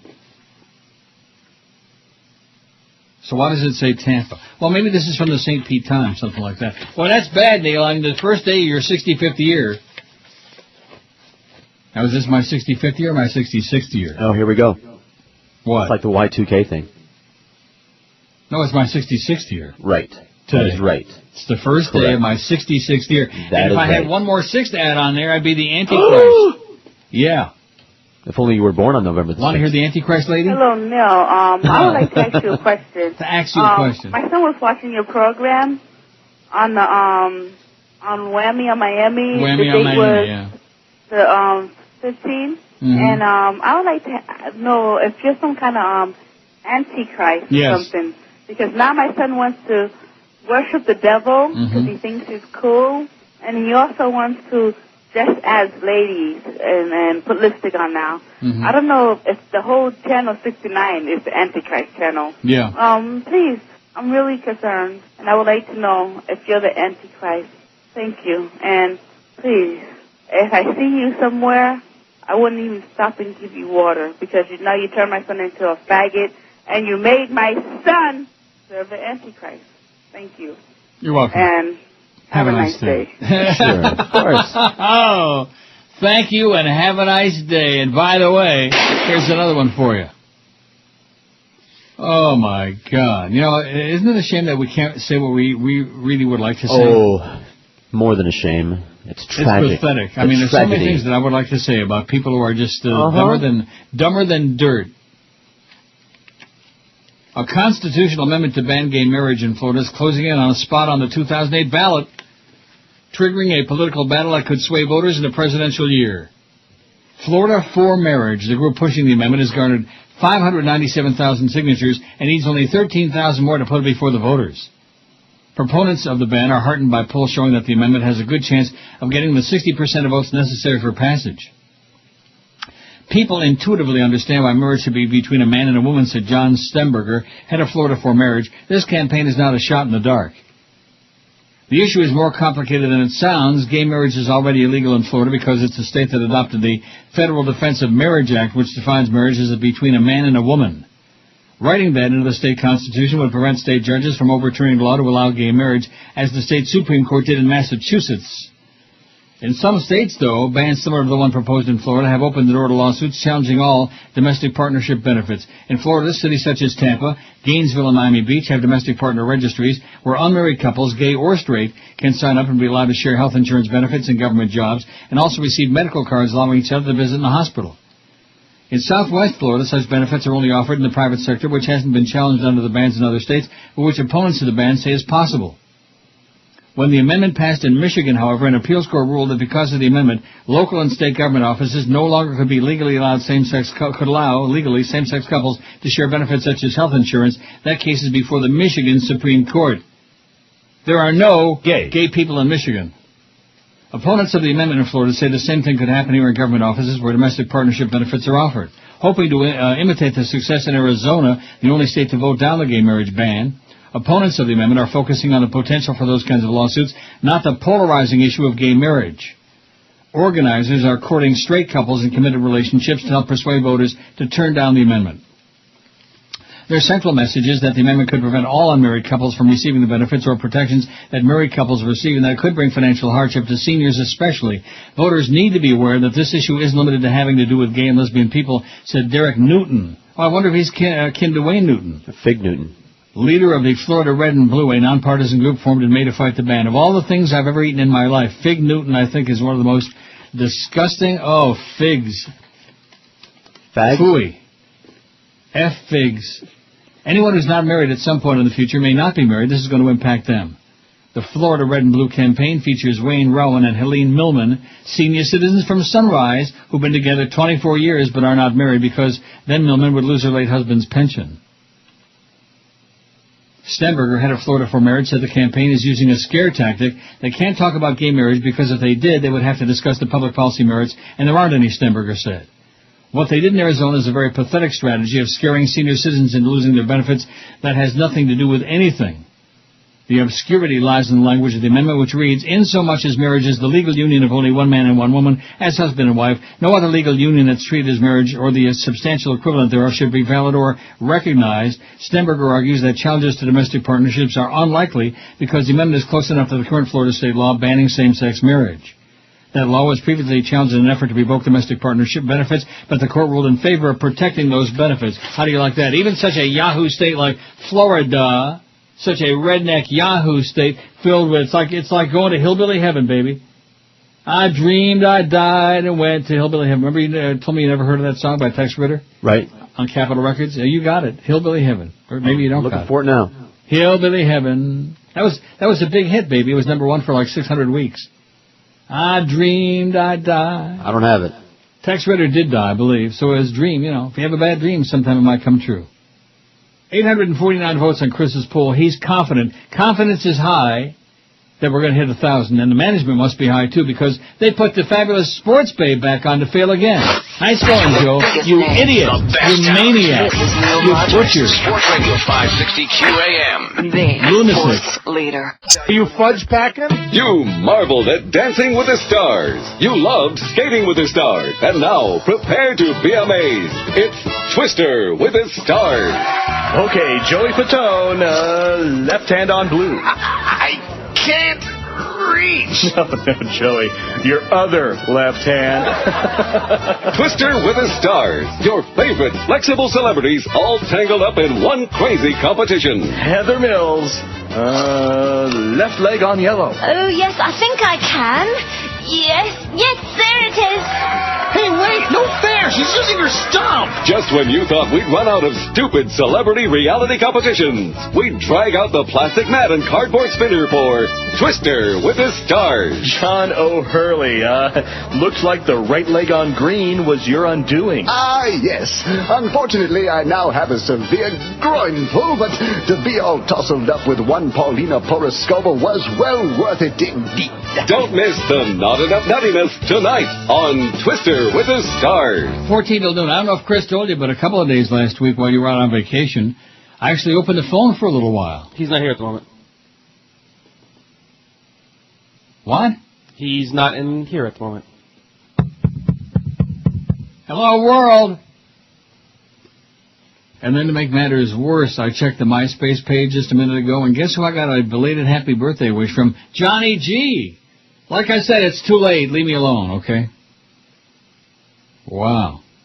See, when even somebody like that, who's just an unabashed groupie, when even somebody like that doesn't take the time to say, happy birthday, old fag, or something like that, then you know that they just don't care enough. They don't care.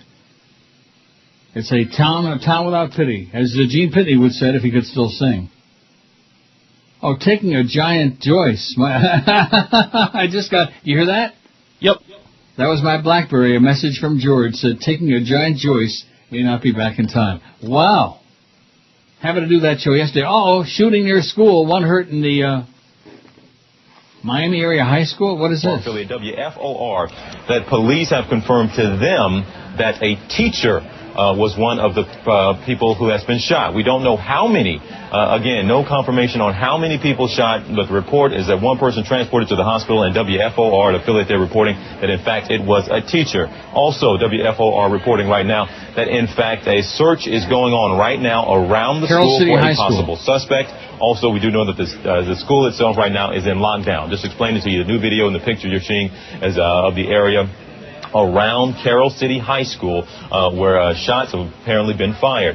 Now, no word right now, again, on how many people possibly shot. Reports right now of just one, and again, that possibly being a teacher. Also, don't know if this, of the person, the possible gunman, was a possible student at the school. Don't know where the shooting took place exactly. The possible gunman, possible student, possible shooting, possible this, possible that. And we're keeping a close eye on making calls and certainly checking with our affiliates. I would say that this report, if you say WFOR again one more time, I'm going to have a nervous breakdown. He's impossible, this guy. That's CNN for you, okay? So that's shooting at Carroll City High. Crazy people with guns, baby. Did George make it back, or is he still doing a Joyce? I guess he's still in there. Wow. Anybody listening to me right now, if you feel the earth shake under your feet, it's not Carole King, it's George doing a gigantic, emotional Joyce. And you know what probably inspired it? What would that be? Fabulous Sports Babe. You might be right. Now, did you actually hear any of this, or were you just giving me spy reports about last night? I was driving home, so I put it on for one segment, so 8 or 9 minutes, and then I changed the channel. And? Wasn't impressed. Don't tell me wasn't impressed. That's not a response. You are such a mealy mouth, man. What do you want me to say? Whatever it was that wasn't impressed doesn't tell me anything. It reminded me of the first time she was on the air, so, So, in other words, it sucked. Changed the channel.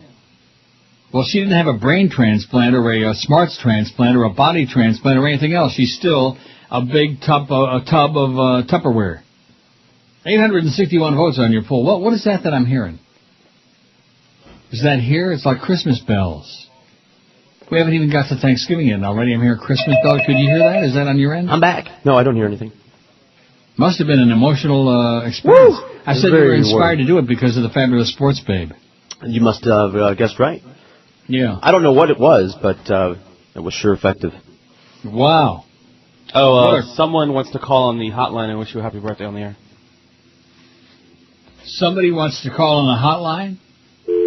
Well, there's nobody on it now. Well, they're passing along the number to them to call. Is this somebody I want to talk to, do you think? Yeah, probably. Oh. Or not. I'm sure it's not Ricky Ticky, I'll guarantee you that. I sent him a MySpace thing days and days ago. Maybe he's touring the world now, maybe he's traveling around. Or just, maybe he's having such a good time in retirement that he's not checking that stupid-ass MySpace. That could be it. That could be, or maybe he's one of those people that doesn't actually check it and somebody else does it for him, like yours used to be. Oh, yeah. Boy, I don't know. It's a mixed bag, you know what I'm saying? The good, the bad, and the ugly. I'm waiting for that line 12 to ring, but I don't see anything yet. Oh, my God. Who gave the number to him? To him. Curtis came in here to get the number. Oh, there it is, finally. Hello? Hola. Hello? Yes? Is this the birthday guy? Yeah. I want to wish you happy birthday. Who's this? The Hammer. Hey, thank you so much. Wasn't that nice? Well, I'm getting almost as old as you. Almost. I think you're 2 years behind me. Yeah. So what's the story? How do you like the Fabulous Sports Babe being back? I didn't hear it. She's back. Yeah. Not my problem. Not pretty soon it won't be. No, not my problem, pal. Well, we're gonna miss you, I'll tell you that. I'll miss you. Yeah. We've been together a long time at stations. 100 years, yeah. Yeah, it seems like it. Well, I'll tell you that Jolly Joe, man, you're doing the right thing. You're getting, the fact that they wanted you to work for $50 a week, I tell them to stick it. Yeah, well, you know what? As I've said before, you're always one hire away from that. So there it was. Yeah. But it's okay. Yeah, I'm sure it is. I'm sure you'll land on your feet, and we'll all feel it, too. Yeah. When I land on my feet, there'll be repercussions everywhere. It'll be like a tsunami, yeah. I saw you in the Breeders' Cup a couple weeks ago. I saw him there. Yeah, we had a great time up there. Yeah. It was a shame the weather was so bad. Yeah, it was a crappy day. Yeah, because Monmouth really went all out for the event. But the form held up pretty good, and I had 5 winners. Did you? So, yeah. It wasn't so bad. Next year I've got 17 racing days. They're going to give me a few more. And I've got football to cover for them. And they've asked me if I'd be interested in doing a little bit of fill-in radio for them, which I think I'll do. And I can do a little fill-in radio for them and have more time off. I think I like that idea. Yeah, that sounds good to me. Like my summer schedule. It sounds like a winner. Yeah. Yeah, I need to talk to you about that. Yeah. Too late, I think. Yeah. Well, I think I can do it now. So, but life will go on. I'll be good. Everything will be fine. You'll be all right. Yeah.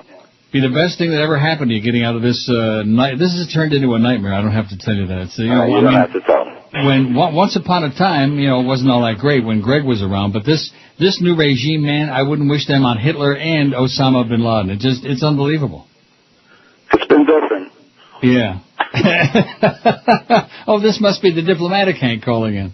Yeah, until December 31st. Yeah, then you're going to let it all hang out. Anyway. But, Neil, many more happy birthdays to you. Thanks a lot, Hank. Take care of yourself. I'll see you when you're down here. Let's go to the track. Sounds like a deal. All right. See you. Take care. You too. Okay, the Humper called in to wish me a happy birthday. That was nice, and he's older than I am, so just like when Rick Shaw did it, you know. It's always good hearing from people that are older than you, but I'm running out of those people that are older than me. That's not good. When you get to be 100. Oh, you're an old fart, Neil. You're an old fart. You always used to pay. And you know something? I still feel the same way I always did. Like when I'm driving here and some old codger's going on, and then they drive too slow here, like on the highway, on the expressway. On the Gardner Expressway, man, they're going like 20 miles under the speed limit. And I'm screaming, come on, you old fart! And then I realize I'm an old fart, but I don't behave like one. I don't drive like one. I don't act like one. I'm not running around looking for the early bird dinner. I don't expect people to, like, pee on my leg because I'm an old fart. Oh, and speaking of that, I got a very sad story. It's not going to mean anything to anybody, but just, you know, it's part of what God hath wrought. At Woodbine, you know, one of the regulars is a guy, old guy with glasses. I don't know. He's like maybe in his 70s. Maybe, yeah, I would say. Are you listening to this, or are you just ignoring? I'm right here listening. Oh. Well, anyway, you know, I've been going there for like 3 years plus, almost 3.5 years. And you get to know the regulars, and they always are very friendly. Or some of them, you know, hi, how you doing, blah, blah, blah, and kidding around. And I came out of the tea room taking a leak a few days ago. And here came, and he's been looking a little bit worse lately, but here came this old man with a cane. Okay. Who looked like a shadow of what he used to. In other words, it looked like he went to bed weighing about 160 one night, and he woke up the next morning weighing 80 pounds. You know what I mean? Mm-hmm. Shriveled, and with his head down. He didn't see me, thank God, because I wouldn't know what to say. I have no idea. I mean, what are you going to say? Oh, my God, are you okay? You look terrible, you know. And the drool was oozing out of his lip. Okay, I've seen that guy. You know what I mean? Or someone just like him, yeah. Yeah. That was sad. The drool was like, oh, is this what I have to look forward to? Yeah. I was talking about that. Oh. We all do if we're lucky. Yeah. If we're lucky, right. Yeah. The best we can hope for is kind of luck. If you have some good memories while you're sitting there drooling, see. It's the people that have nothing but regrets that I feel sorry for. Oh. I have good memories. See? Most of them distant memories, but nevertheless. Yes. I remember Berlin last summer in the World Cup. Not too late to make some new ones. Oh, here's the story about Carroll City and the shooting. TJ, what do we know at this point? Well, we have been able to confirm here that, in fact, yes, someone was shot, but police say that this was near Carroll City High School, there in Miami Gardens, but not actually in the school, not on the grounds themselves, but, yes, somewhere near the school. They don't know if the person, at least police are telling us, not being able to confirm whether or not this person was affiliated with the school, but several local affiliates are reporting, in fact, that it was a teacher at the school. WSVN, one of the affiliates, actually reporting that a teacher was actually on the sidewalk and approached by someone and was shot, and that teacher has now been transported. Teacher was on the sidewalk. Have you ever walked on the sidewalk? No. Oh, CNN, baby, the Antichrists. Mark Morgan, it's the 12 to 1 hour on QAM. Goodbye, Kenny. And Bo. Let's pack our things and go. Sure. We gotta clean up here and make room for the next bad morning show. You know, that's the situation, sure, dude. Yeah, I know. What? Sports. There's plenty stations we can go. Sports. To induce a coma. I don't think we gushed enough over all the nebbish columnist Jews. You know? We take pride in broadcasting doo-doo. Sure. It's the management's tape. That is no mistake. To nuzzle an athlete's tape. And when that fails... What you got there is a situation that means there's not enough sports on the air. The Basswood Hillbillies don't care what listeners hear. All you need to be successful in radio is 2 or 3 sport hole sycophant queers.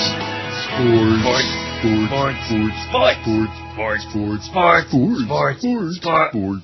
Fired? What are they trying to say? It's 12:02 at 560 WQM. We know about the fired part.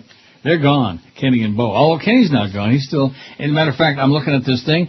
Bo, whatever his name is. He's going to be on tomorrow night with OJ. Those two are joined at the hip. OJ McDuffie and Bo. Okay. You don't care? 878 votes on Chris's award-winning poll. We'll get to 1,000. Just don't get carried away. Port St. Lucie, the pastor of one of the area's largest churches, offered $30. About 30, man. To an undercover police officer for oral sex and a massage, according to West Palm Beach Police Department arrest affidavit. The Reverend Donald McCaskill, pastor of New Life Christian Center in Port St. Lucie, was arrested around 12:30 p.m. Friday in West Palm Beach on charge of soliciting prostitution, a first-degree misdemeanor. The affidavit says the arrest was part of a John Reverse operation in which the female police officer posed as a prostituta. McCaskill, 54 of Fort Pierce, reportedly drove up to the undercover officer on South Dixie Highway and agreed to pay $30 for oral sex and a massage. McCaskill was one of 13 men arrested Friday during the prostitution solicitation sting. He was booked into the Palm Beach County Jail shortly after 2 p.m. Friday, with bail set at $250. He posted bail by 11 p.m. according to, his booking report. According to a news release issued for the church's 10th anniversary in 2002, New Life Christian Center began in 1992 as a 12-member prayer group led by McCaskill. It has grown into a congregation of several thousand working in several ministries, including the Firehouse Youth Center west of Fort Pierce and the New Life Kids Center adjacent to the church sanctuary. Congregation members said McCaskill, known as Pastor Ron, was back at the church Sunday. Wasn't yesterday Sunday? Well, it is if you don't count Monday. Pastor Ron himself will preach on the pulpit that everyone is human and everyone makes mistakes, including himself, said Patricia McKelvey, a member of New Life Christian Center. Word of his arrest didn't seem to shake many congregation members who stood firm with beliefs they say they learned from McCaskill. With a man that's so compassionate, pours out his heart like that, it's hard to believe that a small situation like this would be used against him. Church member Jose Gablos said. It's not going to break us. All this is going to do is make us stronger and make us realize that the devil is out there trying to destroy us. McCaskill can be reached for comment. How do you like that? It's hysterical. $30 for oral sex and a massage. I wonder which was first, the massage or the oral sex? You should really have the massage first, I imagine. I would think so. I mean, after the oral sex, get you relaxed, like, get you in the mood, sure. Anticlimactic, so no pun intended, yeah. Right. 882 votes. Boy, I'll tell you, the votes are coming in pretty good today on this marginal poll. But in fact, you had 890 total yesterday because it was what was the best thing that ever happened to you? See, it was positive. Mm-hmm. This is negative. What's the worst thing that ever happened to you? And we've already got 885. So in just a couple of minutes, we'll top yesterday. And that poll, by the way, I put on over the weekend, the one that had only 890, that must be George's fault. Must be. But I still appreciate just tremendously the fact that at the last minute, there was George on my birthday, no less. That was his birthday gift. Anytime, Pops. Was a sweet thing. Anytime? Well, I'll see you then. Bye. Hey, everybody. How you doing? 887. Boy, I'm going to feel like we really got it licked when we get to 891. But that's because it's negative. What's the worst thing? The best thing is like good. You know, the best things in life are free, they tell me. Although if you have some money, it can help. A close ally to Republican presidential candidate Fred Thompson resigned his post yesterday as a top campaign bundler a day after his drug-dealing history was revealed. Oh, no.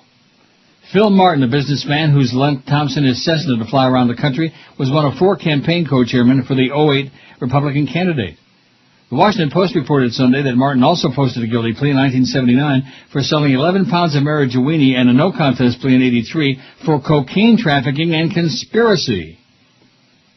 I've decided to resign my position as chair of First Day Founders of the Friends of Fred Thompson. The focus of this campaign should be on Fred Thompson's positions on the issues and his outstanding leadership ability and bad acting, not on mistakes I made some 24 years ago. I deeply regret any embarrassment this has caused, Martin said in a statement. Thompson said Sunday he wishes he'd known earlier that one of his key presidential campaign advisors pleaded guilty to drug charges, but he still thinks Phil Martin's a good man. Thompson, who's not the first candidate this year to be linked to a donor with a criminal past, seemed at first to brush off the news. You're talking about something that happened in his life, I guess 25 years ago when he was in his 20s, Thompson said. I wish I knew about it a little bit earlier.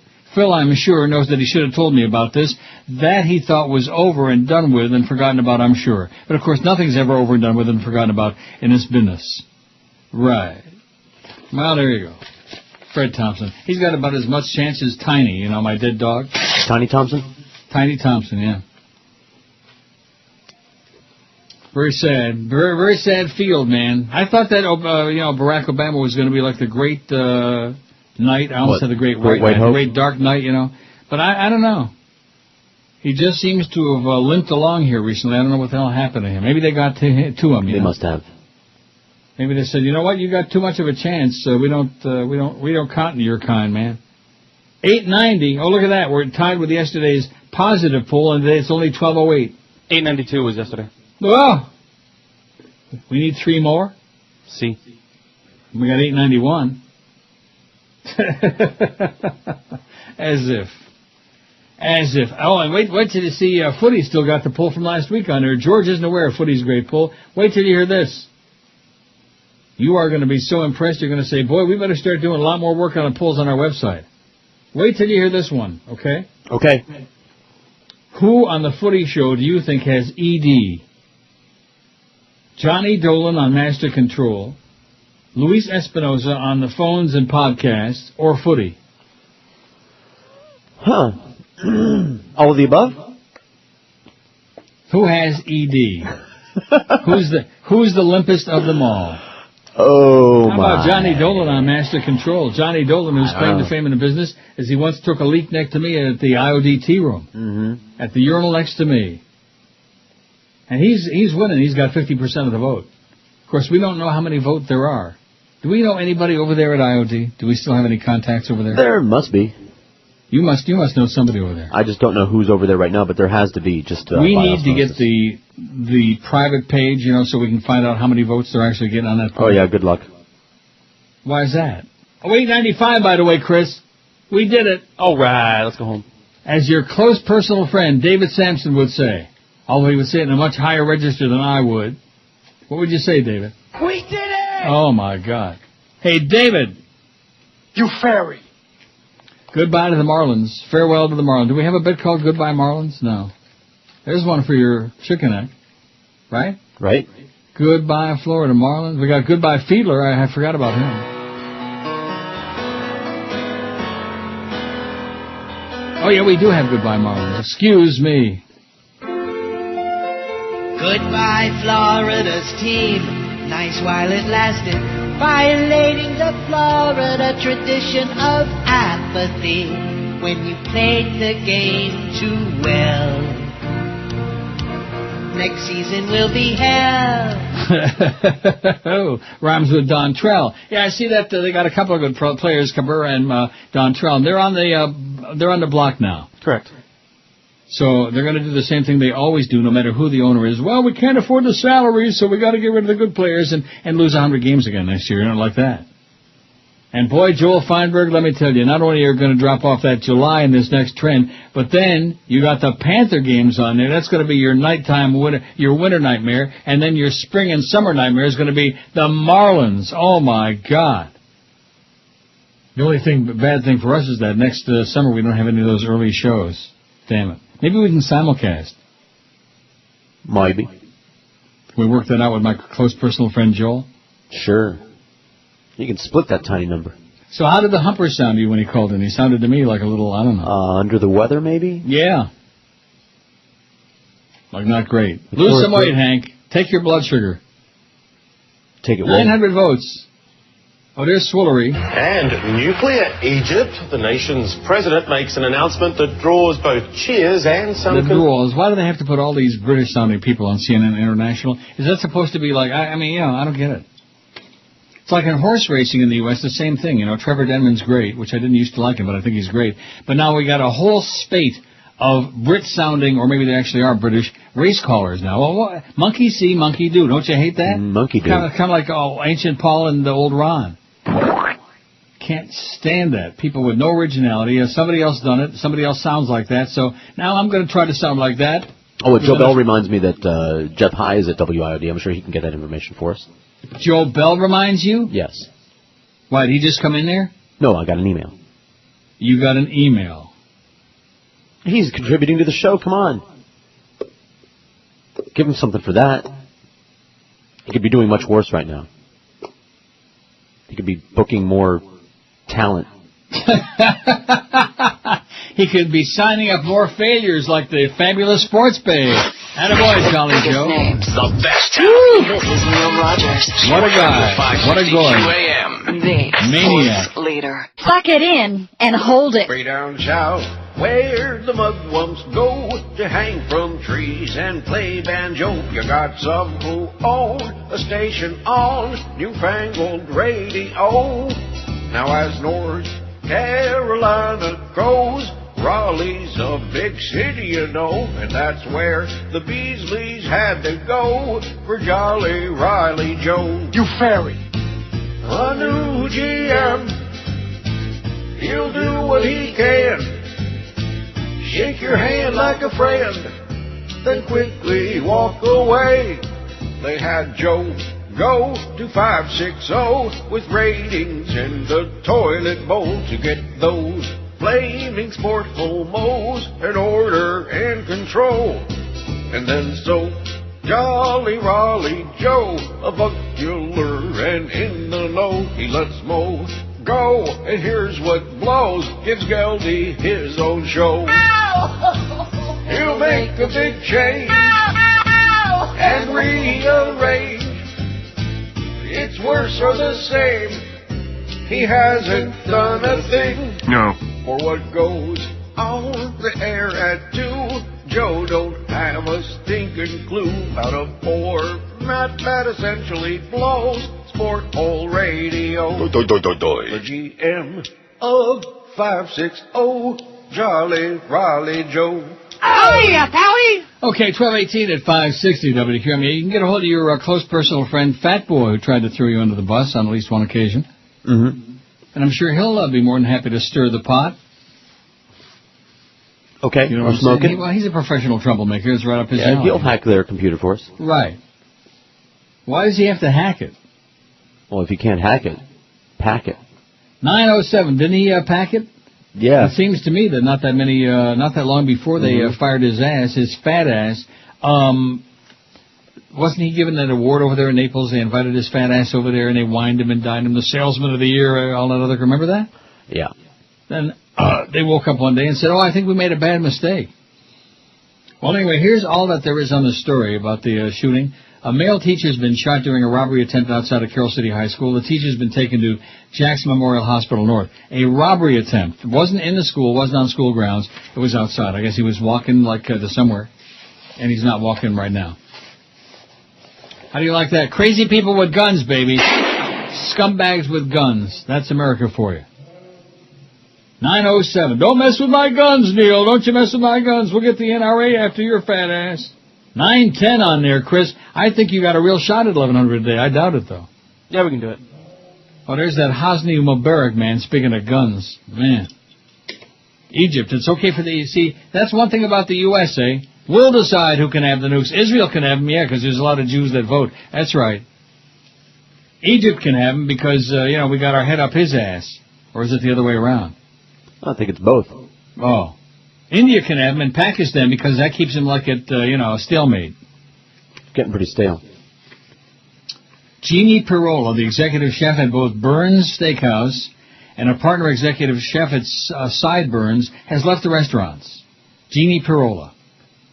Apparently, she and David Laxer, son of the late founder Bern Laxer, had a parting of the ways over the direction of the next phase of Burns' expansion, a planned hotel across the street from Burns. The exact cause of the breakup remains a mystery because Laxer isn't talking and Pirola wouldn't say.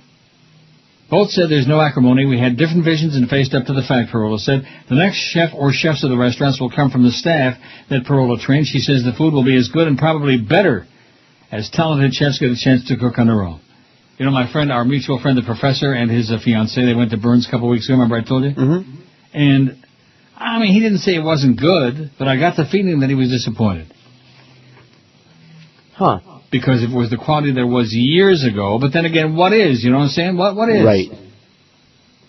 What is what it was years ago? Not much. Nope. Pirola became the first professional chef 9 years ago at the legendary steakhouse, where Bern Laxer had directed all the cooking for generations. Cheap bastard, man, he's dead. She says she'll be doing something in Tampa, though she doesn't know exactly what at this point. The news comes on the heels of the female chef at, what does it say? I can't read it. Redwoods in St. Pete. Domenica Macchia leaving that restaurant and preparing to open her own place in St. Pete. Now here's some comments, which I ordinarily pay no attention to reader comments on these stories.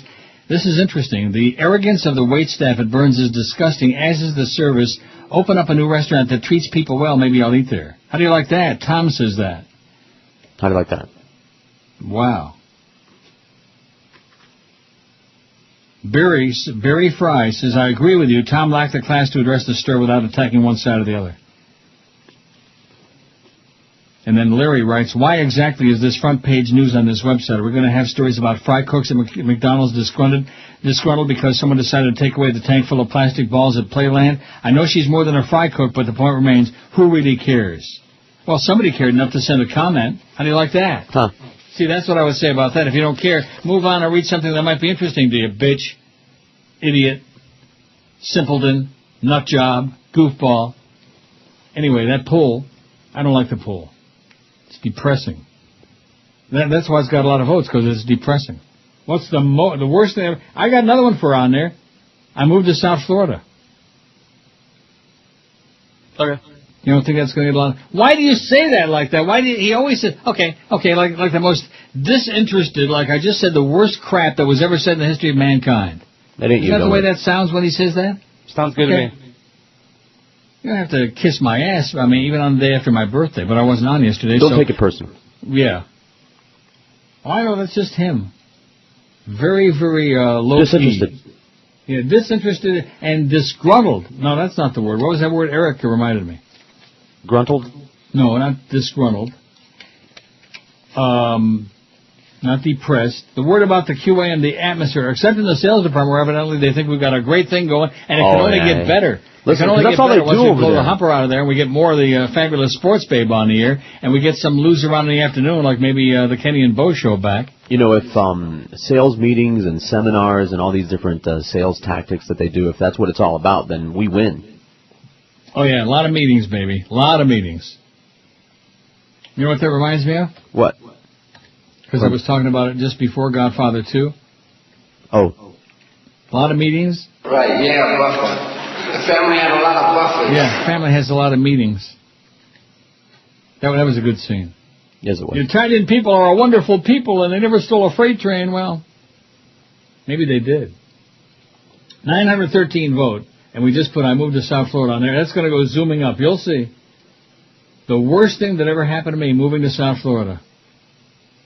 Now, it wasn't the worst thing that ever happened to me because I made a lot of money in South Florida, and the best thing that happened was getting the hell out of there. Being able to be on the air and work on the air there and not... Thanks, Greg. I can thank Greg Reed for that, okay? And also for that great summer schedule. You do realize that originally I was supposed to have the whole summer off. Do you remember that happened? Did that happen 1 or 2 years, It happened 2 years, and we did Me and Tapes. We were number one both those years, I might say. Right, George was number one in the summer, George and Tapes. In town and here at the station, and still I got bad-mouthed by management. That's right, that was the Greg days. Mm-hmm. He hated you just like Joe hated you. Yeah, it's good to think that something that, everything's changed and different now. Oh, wait. No.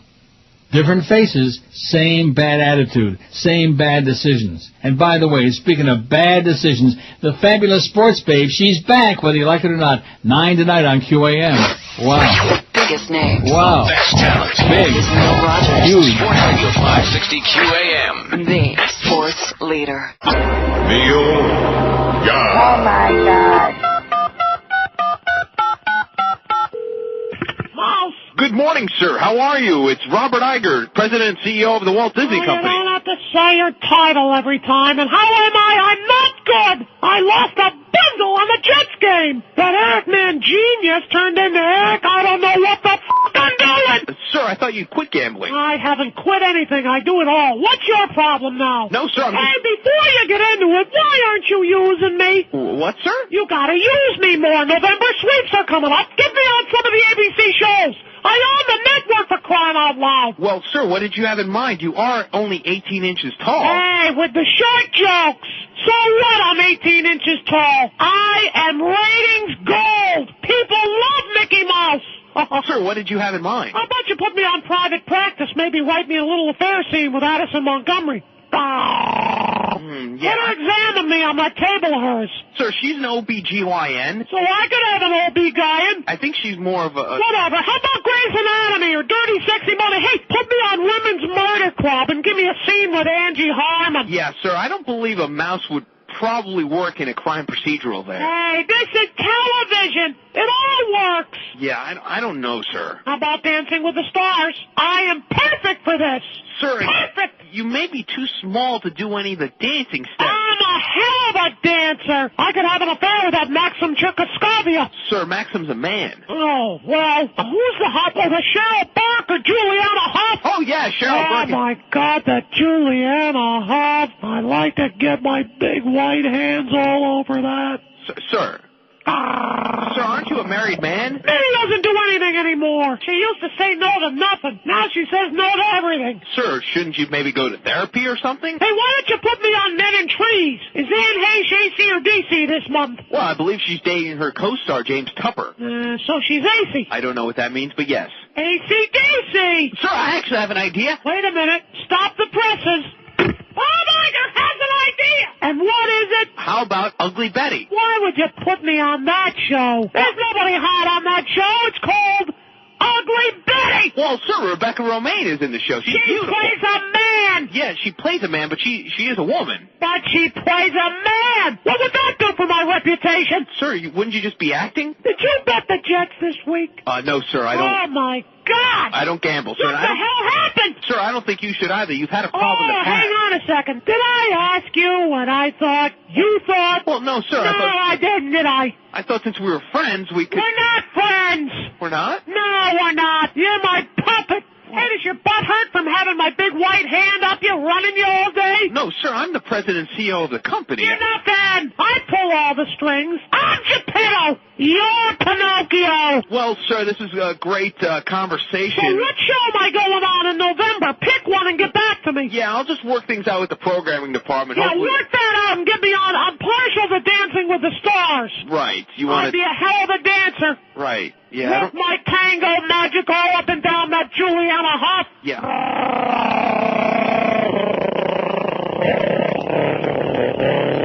Goodbye, sir. Me. 1233-2701 at 560 WQAM. We have 927 vote on our poll. How do you like that? Huh? And we already got two say the worst thing that ever happened to them was moving to South Florida. Yeah. Well, it's only been on there for like a couple of minutes. Right. I want to change my vote because it all started with that. Here's a little bit more on that shooting. More on. A Miami Carroll senior, see, now I can't even read it. Now you got me tongue-tied. Yumo? A Miami Carroll City senior high school teacher was shot outside the school this afternoon. The teacher was not immediately identified, was outside the school enjoying... Now listen. I'm listening. This is written by Kathleen McGrory. Kathleen Echmer, a columnist, okay? The teacher who was not immediately identified was outside the school enjoying their lunch break.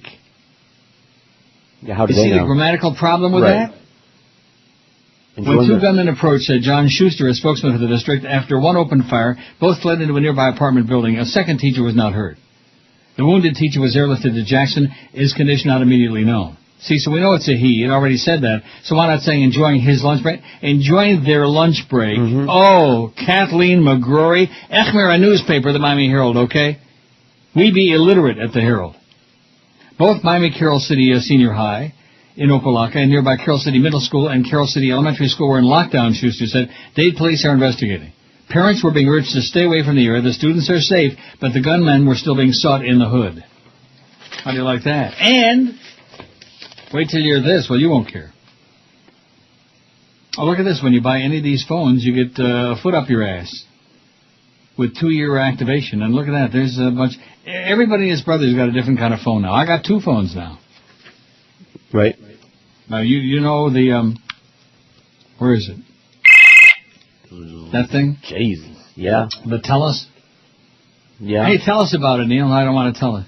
It's a phone and it's a walkie-talkie. Right. Which is a pretty good deal because you pay like $40 a month and you get the phone and you get the walkie-talkie and you get the whatever else it does, which isn't much. And it's also a camera. Ooh. Mine is too, but it's a crappy camera. No, this is a pretty good camera. Although I have no idea how I see the pictures that I took. I only took a couple of pictures. How do I do that? Well, I don't know what you got, so. You don't know what I got? Not much. How do I don't know. Well, I got to get taught how to use this thing. Anyway, I got that. Plus, of course, I got my Crackberry, which anybody knocks the Crackberry, they're going to have to step over my fat ass. That's a damn good thing. I love it. Although it doesn't have a camera. Although some of them do. Yeah, I've heard. Some of them that are more expensive and better than the one I've got, like some other people have that I bought for them. Some of them have a camera. Not mine, though. The federal government told Governor Charlie Crist that it will take steps to allow expanded gambling in Seminole Indian casinos if it doesn't reach agreement with the tribe by November 15th. I wonder who wrote this. Is he a member of the tribe? You know what that means, I know, Jewish. Right, Jewish. See, you know what it means. I wonder if Chris knew what that meant. Member of the tribe meaning Jewish. Remember Chief Thunder Thug Goldstein? In a letter sent to Crist's office yesterday, the U.S. Interior Department's Assistant Secretary of Indian Affairs told Crist that the tribe is at a disadvantage because Las Vegas-style slots, or Class 3 machines, man, are allowed at some dog and horse tracks and high life frontons, but not at Indian casinos. Poor babies. The department has a responsibility to the tribe, wrote Carl Artman, who referred to the 2004 constitutional amendment that allowed slots at Broward County pari-mutuels. This leaves the tribe on an unfair playing field if it's allowed only in Class 2 games. The tribe has been negotiating with Crist since he took office in January. That's your governor. Yay. It's also seeking games like blackjack and baccarat as part of the negotiations. Both sides say they are close to a deal that could bring the state more than $100 million a year. Crist was in Brazil on a trade mission and not immediately available for comment. I wonder who he's doing down there, Charlie. Hey, Charlie. You fairy. Your governor. And then these people that dispute that, man, just like I told you about Mark Foley, you know. One thing when you travel in certain circles, you know, when you know a lot of people who are, whatever the persuasion might be, in this case, yeah, like that. You know who the real queens are, and you know who the, you know what I'm saying? I do. The old thing about takes one to know one. And your white-haired silver fox governor there is a screamer. Blaming. Oh, no, not Governor Crist. He's a wonderful, he's got a girlfriend now, yeah. Right. Now, what happened the last 80 years? Where was the girlfriends then? I don't know. What's the girlfriend's name? Ed? Tom? Dick? Harry? Maybe Tom or Harry, but definitely no. 932. 932 on the poll. We're going to get 1,000. See, why did you have to open up a mouth and do that 1,100 crap, see? Oh, well. Puts pressure on me. I don't like pressure, especially on the day. This is the day of my daughter's wedding. It's like my birthday today, even though it was yesterday, because I didn't work yesterday. I could have worked yesterday, not. That would not have been a good idea. And I would have missed that great lunch. I would have missed a whole. It was a really good day. Good. Well, that doesn't mean today's going to be another good day, but yesterday was. There was one on my birthday, okay? One in a row. Hey, take them when you get them. Don't you think that everybody's entitled to at least one good day a year, and the best time to have would be on their birthday? Works for me. With an F? If only. Their birthday. What's the worst thing that ever happened to you? Death of a loved one, 301. Addiction to booze or drugs, 78. Getting married, 70. Oh, bad idea. Serious illness or injury, 66. Pet died, 64. Got arrested, 61. Suffered depression, 57. 57. Say it again. Started smoking, 51. Got divorced, 39. Bad breakup, 35. Got fired at 33. Molested as a child, 25. Getting fat, 20. Got caught doing something, 13. Was raped at 10. Oh, speaking of sad. Years we've relied on a strategy based. Oh, my God, yeah. He's slurring his words again. Raped at 10. Was beaten up 5. I moved to South Florida, 4. That's gonna go climbing up the chart, you'll see. And addiction to gambling, only 2, but at least the other guy's got company now, right? Misery Loves Company. Mm-hmm. Don't forget to go see George Saturday night, 9 to 11 at Tequila Ranch at the Seminole Hard Rock for the Corona Light Elimination Foosball Finals. Yeah, we'll be in it for about 5 minutes until we get eliminated. Oh. How do you spell that? That's what George was just doing before. He was practicing for Saturday. He was eliminating. Monday, Tuesday, Wednesday. Right. There will be 9 to 11. Enjoy $5 buckets of Corona Light and great food specials. Plus, try your luck with the QM prize wheel. Chance to win Panther tickets. The place to be this Saturday night, Tequila Ranch with QM and Little George. The biggest names. The best talent. This is Neil Rogers. Sports Radio 560 QAM. The sports leader. Junior, honey.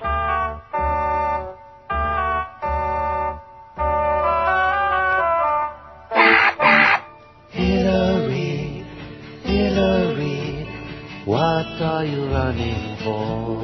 Hillary, Hillary, to to be a senator in New York. Is it your ego? Yes, I think so. Are you from there? I don't think so. His term is over. Why not just go home? Hillary, Hillary, you want your way. That's what throwing a tantrum is for. Go buy a Trackmaster or Bopex today to get in shape and trim the bulbous fat from those tree trunks you call legs. Hillary, Hillary, I've got some bad news. Hillary, Hillary, you are gonna lose. Go back home where a good wife should be, in the kitchen baking cookies. Don't let the door hit your ass on the way out.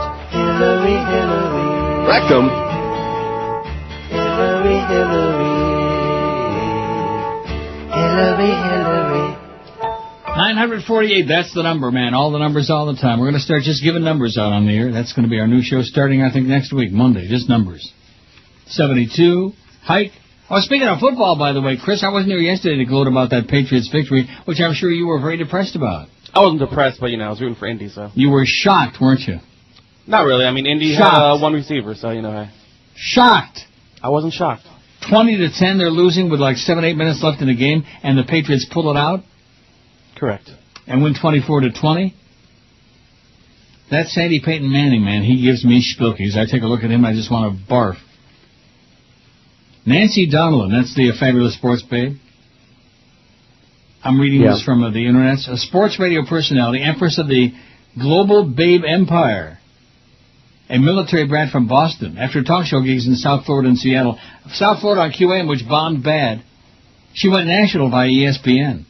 When the Babe in Toyland, her prickly on-air persona in book form, ruffled some, she was exiled from Bristol from ESPN and headed over to ABC in Manhattan. They've now dropped her, as has her Canadian flagship, Fan 590 in Toronto, eh?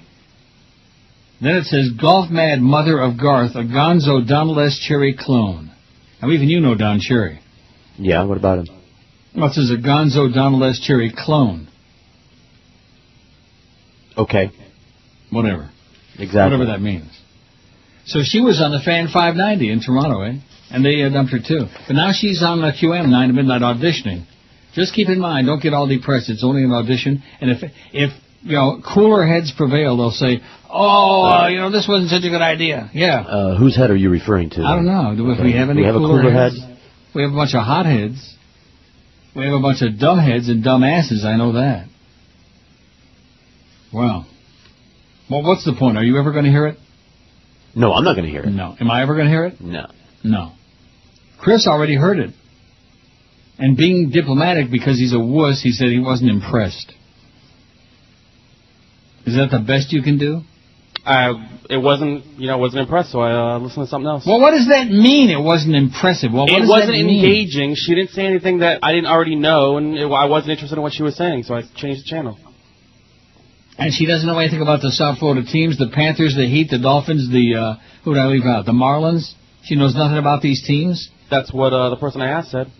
So what the hell is she doing on this station, for crying out loud? She's supposed to be talking about local sports. She's supposed to be... The big selling point here from Fat Ass Jolly Joe is, she's not syndicated anymore. She's not coming out of someplace else. She's right there with her big, humongous fat ass in the chair.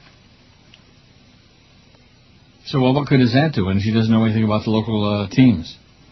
What's she going to talk about? And if she did? Yeah. Then it would be just more of the same. I heard her say she's a Patriots fan. Like I said, I love the Fabulous Sports Babe. Did she really say that? Yes. Well, that should win over a lot of fans on the sports segments. That would be like somebody else I know who was a big Jets fan. Speaking of the Jets, by the way, did I mention yet today? JETSSUCK, did I mention that yet? No. I just did. Boy, do they suck. God, they're pathetic. Am I right, Chris? Yes. They are nasty. They're so bad. Good God. Hey, they have a win. What? They have a win. Yeah, one. Solamente uno. And look who it is against. In a somewhat sharply worded news analyzation in Sunday's editions of the New York Times, the paper of record takes the president to task on his seeming failure to maintain order in Pakistan. For more than 5 months, the U.S. has been trying to orchestrate a political transition in Pakistan that would manage to somehow keep General Pervert Musharraf in power without making a mockery of President Bush's promotion of democracy in the Muslim world, writes the Times' Cheryl Gay Stolberg and Helene Cooper. That's Cheryl Gay Stolberg. On Saturday, those carefully laid plans fell apart spectacularly, they continue. Now the White House is stuck in a wait-and-see mode with limited options and a lack of clarity about the way forward. Musharraf declared emergency rule Saturday evening, putting the army in charge of Islamabad. Most of the Supreme Court was disbanded after they refused to certify his decision. Chief Justice Iftikhar Mohammed Chowdhury was placed under house arrest. I don't think I can say his first name again. I think it's pornographic. Telephone lines were cut and critical media outlets were shuttered. The Times said Pakistan was close to a Bush administration nightmare, an American-backed military dictator who is risking civil instability in the country with nuclear weapons and an increasingly alienated public. Stolberg and Cooper also note that top al-Qaeda leaders and Osama bin Laden are believed to be hiding out in the mountainous border region between Pakistan and Afghanistan. Taken together, these statements could indicate a greater threat to the U.S. security than Iran, an American-backed military dictator who is risking civil instability in the country with nuclear weapons, and an increasingly alienated public on whose border Osama and top al-Qaeda leaders are believed to be hiding out. Musharraf was one of Bush's chief allies in the region. Despite his all-but dictatorship, the U.S. has given Pakistan more than $10 billion in aid, mostly to the military, since 2001. Now that the military is patrolling the streets of Islamabad, cutting off phone lines and critical media outlets, and placing opposition leader Imran Khan under house arrest. After Musharraf's decision to suspend the Constitution, the Times notes, there was no immediate action by the Bush administration to accompany the tough talk. Tough talk, question mark? Secretary of State Condoleezza Rice, traveling in the Middle East, called Mr. Musharraf's move highly regrettable, while her spokesman, Sean D. McCormick, said the U.S. was deeply disturbed. Deeply disturbed. That's like suspended a sentence, you know what I mean? What do you mean? I don't know. Teresita Schaefer, an expert on Pakistan at the Center for Strategic and International Studies in Washington, told the paper Musharraf's decision was a big embarrassment for the administration. There's going to be a lot of visible wringing of hands in urging Musharraf to declare his intentions, Schaefer remarked, but I don't really see any alternative to continuing to work with him. They just can't decide they're going to blow off the whole country of Pakistan because it sits right next to Afghanistan, where there's some 26,000 U.S. and NATO troops. And Canadians, too, eh? Bunch of crap. Whole world has got to be hanging on a fingernail because of a bunch of crazed religious getchkis. That's what it's all about. Yep. That's what the world is all about, baby. Money, and of course religion is big tax-exempt money. That's why they're having that investigation. You know what's going to come out of it? Nothing. Right. Especially that Benny Hinn faker. You know who he reminds me of? I can't think of his name right now. The guy that goes on there and peddles the quack books. What the hell is his name? Which quack books are you talking about? You know the one I'm talking about. Does those infomercials? About how, all the medical cures that the establishment doesn't want you to know about. What the hell is his name again? They allegedly banned him. They got his ass off, and now he's all over the place peddling his quack books. 65,000 cures for every illness, from hangnail to jaundice to, What the hell is his name? You know who I'm talking about, right? I wish I did. I don't watch the infomercials, as you know. You've seen him. We've talked about him a million times. During the break, I'm going to Google infomercial. That's the only way I'll find it, because I can't think of his name. Tom, Dick, Harry, Ed, Joe, Joe Mama, Sid, Stan, Steve, Eddie. Eddie? Yeah, you know something? In a kind of a sadistic way, in a masochistic way, I miss a good old... A little bit. Don't you? Not a lot. No. Not enough to take any calls today. Now, what would Chris tell you about the calls we took last week? We had a couple of segments. They were okay. Yeah, they're okay. And then we didn't hear... And you know who was conspicuous by his absence? Great show, Neil. He was conspicuous by his absence. Well, maybe we shipped him over to Footy now, we can only hope. Or somewhere else. Someplace else where they're dumb enough to take calls from idiots out there. From anonymous idiots. It's not Dr. Ho, is it? No, it's not Dr. Ho. You don't know who I'm talking about? No. Oh, my God. What is wrong with you? Do you pay any attention to any of the stuff that I talk about and read on the air? No. The infomercial king. Tom Vu? Who? Tom Vu? Tom Vu my ass. Did he? Tom who? Yeah, Tom Vu. What are these names you're coming up with? I don't know, I'm looking up infomercial scams. Yeah. Well, keep going. Is that all you got? I'm looking. Infomercial scamsters. This guy is infamous, man. Young guy, very slick, very smooth talking. It talks crap. Pure crap. I told you one time in Walgreens I bought the book because they were had it by the counter, you know. Kevin Trudeau?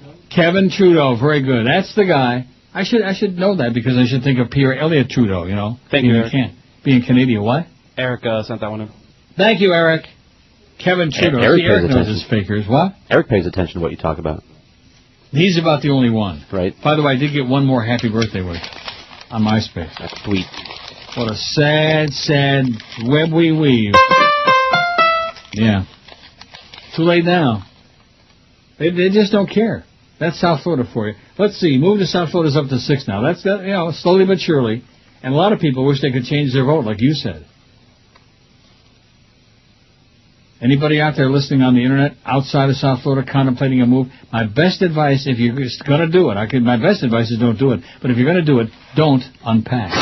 The biggest names. The best talent. This is Neil Rogers. Sports Radio 560 QAM. The sports leader. Okay, this guy Pharrell. And when I'm up in Boca Chica slapping old women with painted lips around the pool, I listen to the Neil Rogers 1 to 2 hour. I listen to the Neil Rogers Fair and Balanced 1 to 2 hour.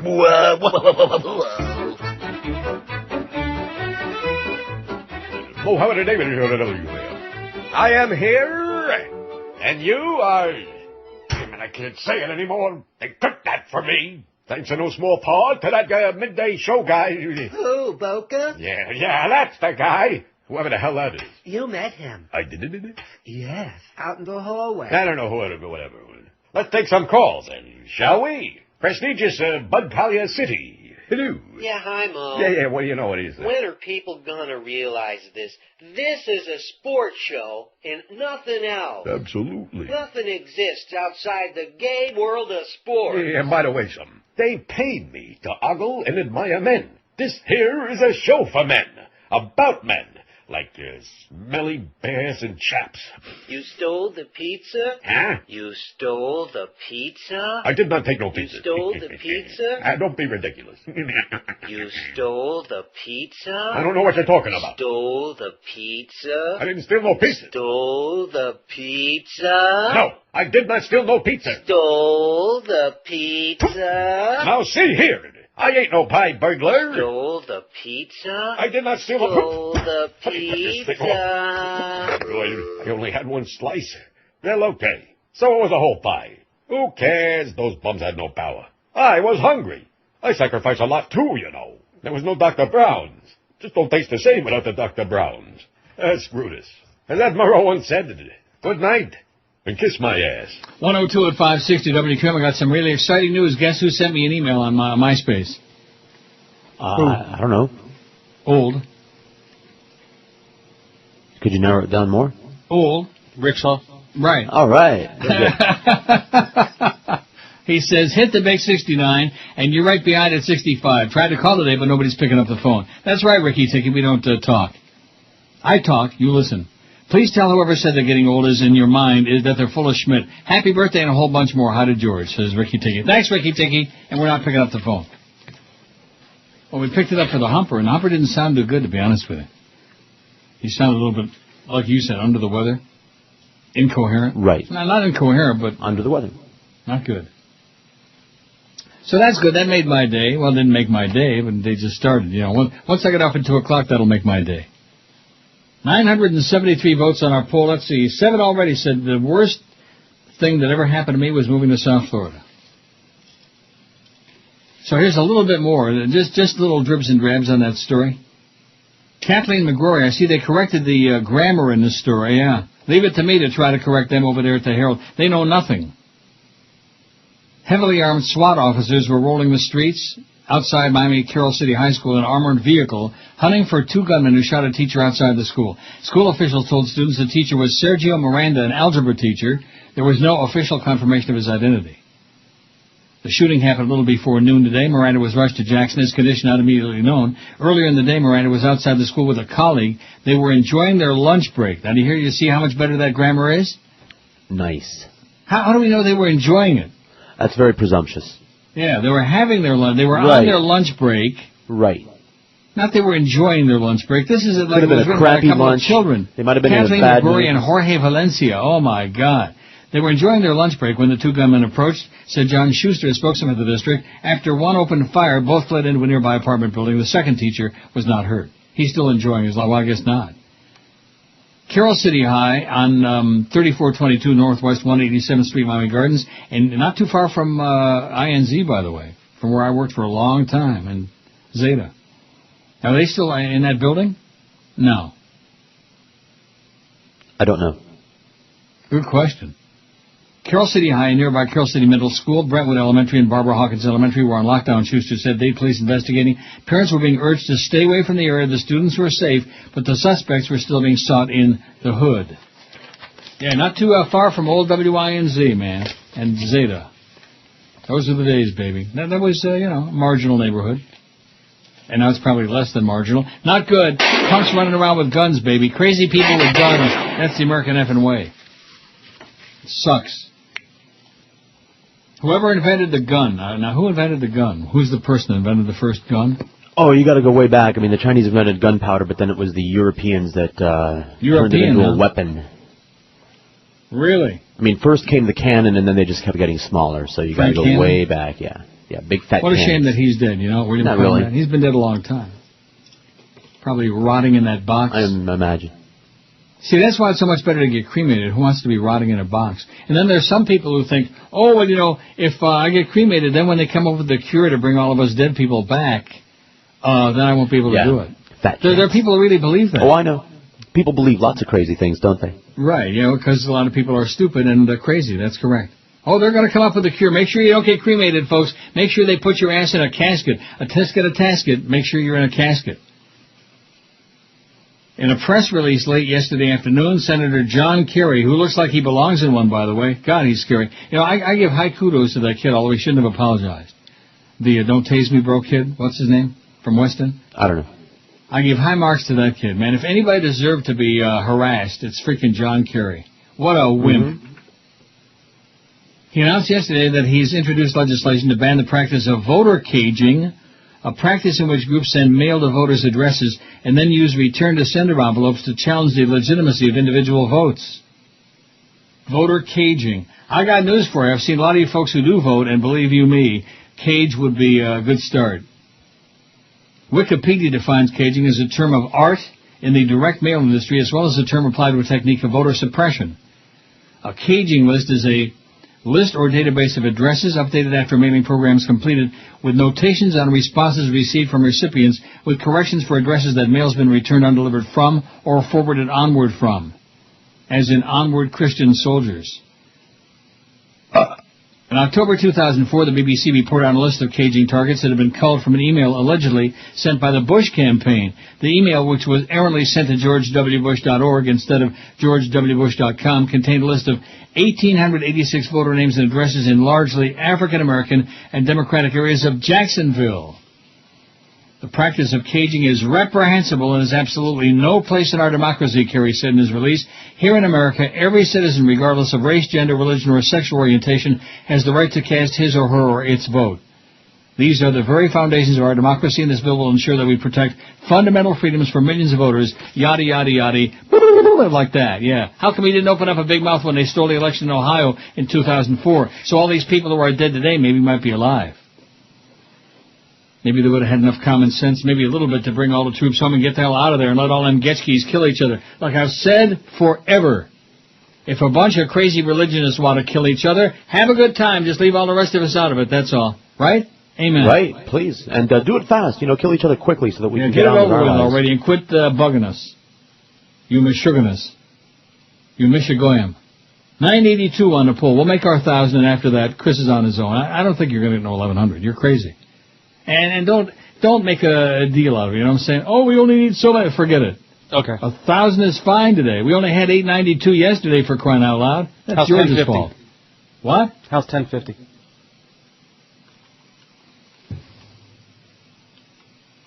You know, Zach was really good on the show last week. You know that, George? That's what I heard. Yeah.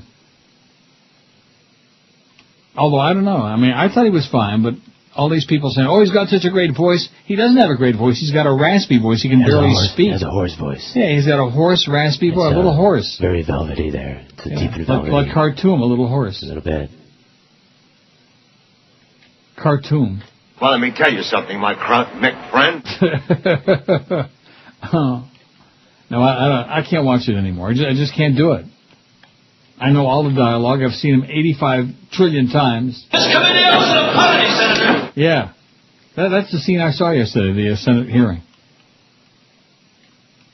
Oh, yeah, I used to be in the olive oil business with his father. Yeah, good old Frankie. He's the best. Of all the secondary characters in the movie, I think Frankie is the best. Wouldn't you agree? I kept saying, Michael Corleone did this, and Michael Corleone did that. So I said, yeah, sure. Yeah. For comedy, he's the best. Like Joe Bell says to Clarence, should we put the Fabulous Sports Babe on here at night because we got nothing else to put on it? Yeah, sure. Freaking Clarence, man. Have you seen him lately? Is he around or is he still alive? We got these new, they look like these shoe shine chairs, like these tall... He's a shoe shine boy? Let me tell you, underqualified. Go ahead. We have these chairs, those tall chairs that look like... Shoe shine chairs? Yeah. That's what they look like. I don't know, they're sitting out here at the, that open area by the fax machine, by the copier, over here on the side. There are like 3 of them, tall shoe shine kind of chairs. And I was asking, are these, do we get shoe shine kits with these for extra money or what? Because some of us can use it.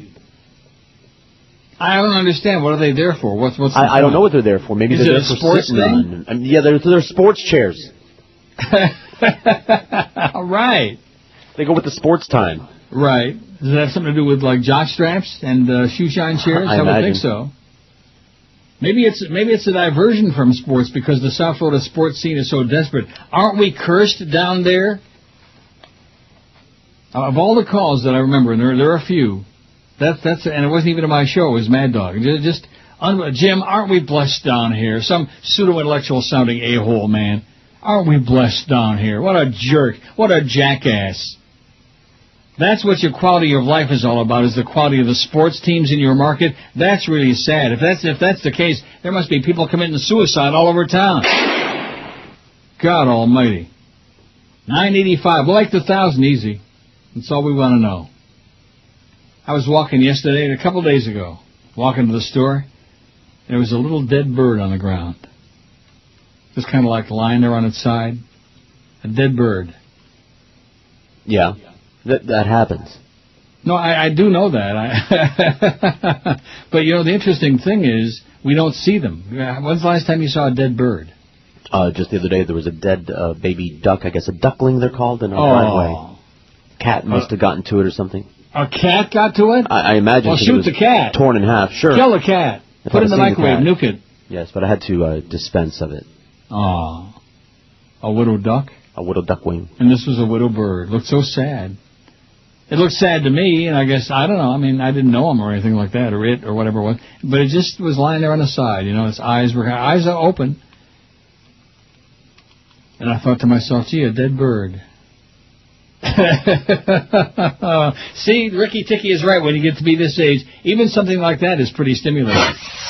Pretty exciting. The best talent. Dear Diary. Neil Rogers. Sports Radio 560 Today I had a dead bird. The sports leader. We're not talking about women. Coming this Christmas from Bogus Industries. It's the I Can Drive Like Rick Sanchez board game.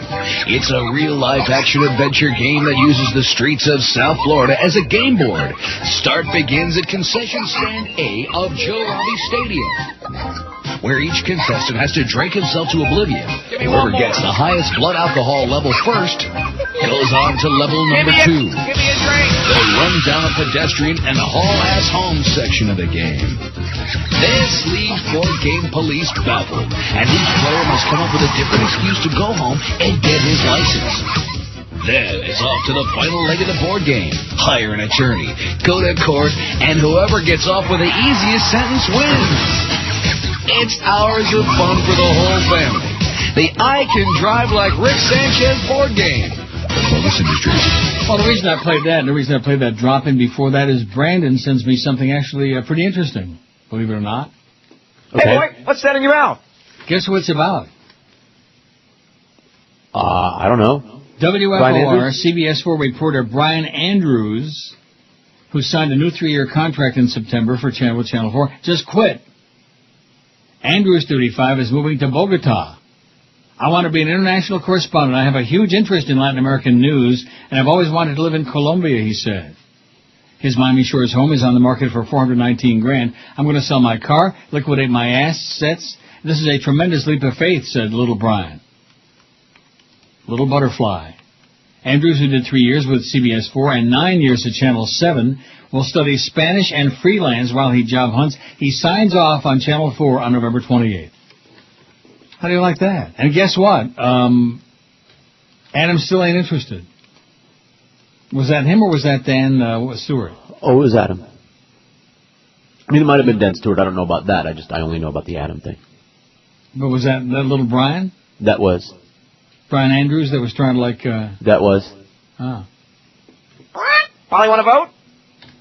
Hey, like that. Well, good luck to you, Brian. You'll need it. I'm sure he's not going to Colombia just to study Spanish and news, you know. He's going... When in Colombia, do the Colombians, Brian. Anyway. I'm jealous. I've always wanted to go to Bogota, but see, when I go on vacation, my idea is of a good time is to come back alive. I have many bad things. Muchos, in fact, anywhere in Latin America to me is, I don't think so. I don't think so. Even Mexico, I'm not going there anytime soon, guaranteed. Good plan. Too many bad stories. Yeah. Bad stories. Yeah. As opposed to what? Bad people? Yes. Oh. Well, that's that anti-Mexican thing you've got. I have no idea what you're talking about. Oh, 994 votes. 9 already say. The worst thing that ever happened to me was moving to South Florida. 9. Said that already. Oh, so thanks very much to Robert Grieper for talking his way out and not trying to force himself on there. See, that was all like a setup deal. Because we have no longer have Miguel, and Cordes couldn't do last, what days was it, Tuesday and Wednesday? Correct. So Wednesday we were going to get stuck with Grieper on the board, and I said, no way, if Grieper's on the board, I'm not going to be here. And Zach volunteered, and he did such a good job on Tuesday that we brought him back on Wednesday in spite of Clarence saying, oh, you got to go out and cover the Dolphin practice. And Zach said, no way, you little wimp, you little twerp, you piece of turd, you simpleton. And he said, okay. And so we had Zach. Thursday we had some great food. Was that Maccabi Steakhouse on Thursday? Was Correct. That it? Good stuff. And George is so excited about it since he wasn't there on Thursday that he's going to, get one of them certificates and go down tonight. there. Really? Yeah. Well, I want to hear all about it tomorrow, assuming I work tomorrow. You will. Well, now that I'm 65, I think I only get to work when I feel like it, once in a while. Is that right? Oh, I can't feel much. Yeah, Ricky Ticky is right, man. All this business about being old is a state of mind. Right. Sure it is. Oh, I still keep thinking about that guy with the drool, Oh.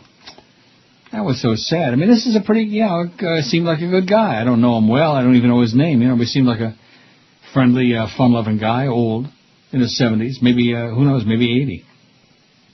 And he's hunched over with a cane and the drool is like slopping down his mouth, What would, assuming he would have looked up and seen me, what would you say to somebody like that? Sorry. Nothing. Hi. Yeah. Bye. Oh.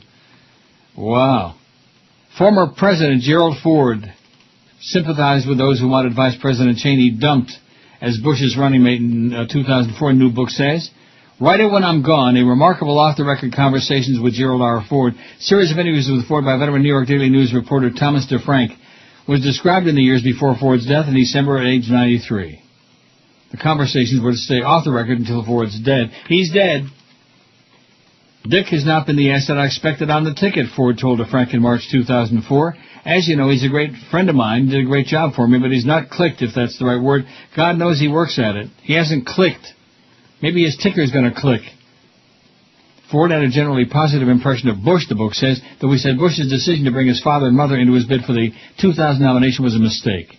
He doesn't look tough enough, Ford said, and I must say bringing in his dad and mother was a tactical error, especially Martha Washington.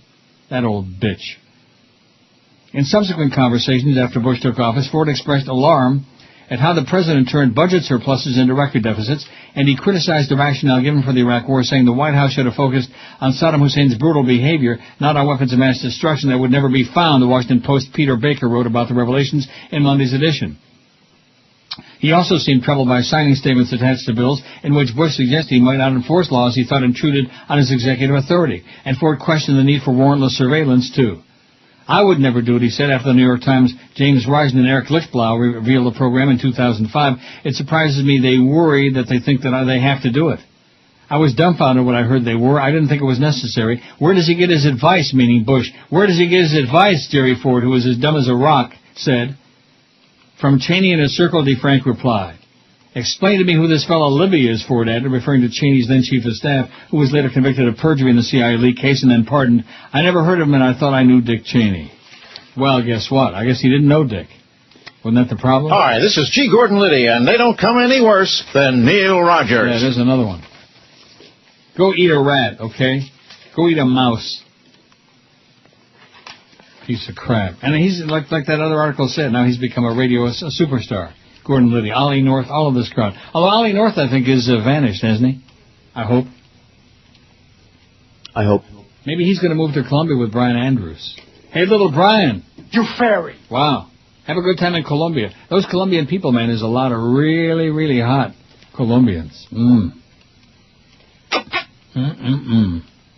Hey, we got 1,000 votes, Chris. Now you're on your own.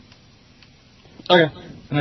See, there he did that again. I think we should go for I hate the way you say that. It just sounds so like, who cares, you know? Which I know that's how you really feel, but it's a radio show. We got to pretend we care about these things, man. All of these stupid things. All of these things. That's right. Well, you said I was crazy for saying 1,100, so. You were? Now I am, yeah. Yeah, now we need 2.9 a minute to get to 1,100. I told you, 1050. Didn't you say 1050 a little while ago? We can do it. We can do 1050. What the hell's wrong with you? What's the matter with you? As a great Italian once said, what's the matter with you? You can act like a man! What's the matter with you? Right. Slap him up the side of the head, George. Here goes. The worst thing that ever happened to you, death of a loved one, 324. Addiction to booze or drugs, 80. Got married, 75. Serious illness or injury, 69. Pet died, 68. Aw, poor puppies, dead. Don't get a dog, by the way. That's my best advice. Unless you're really old, see? If I had a dog now, it wouldn't be too bad, because maybe I'll croak me. Nah, I don't think so. Suffered depression, 63. Got arrested, 62. Started smoking, 53. Got divorced, 41. Bad breakup, 36. Is there any other kind? Got fired, 33. Getting fat, 27. Molested as a child, 25. Got caught doing something, 17. Was raped at 11. Moved to South Florida, 9. Was beaten up, 5. Addicted to gambling, still in those same 2. Maybe they can go to the track together and lose their ass. How's that sound? Sounds great. And you hear what the Humper said, too? He said one of these days he'll meet me at the track. I wonder how loose these slots are at the track. Too loose? La track?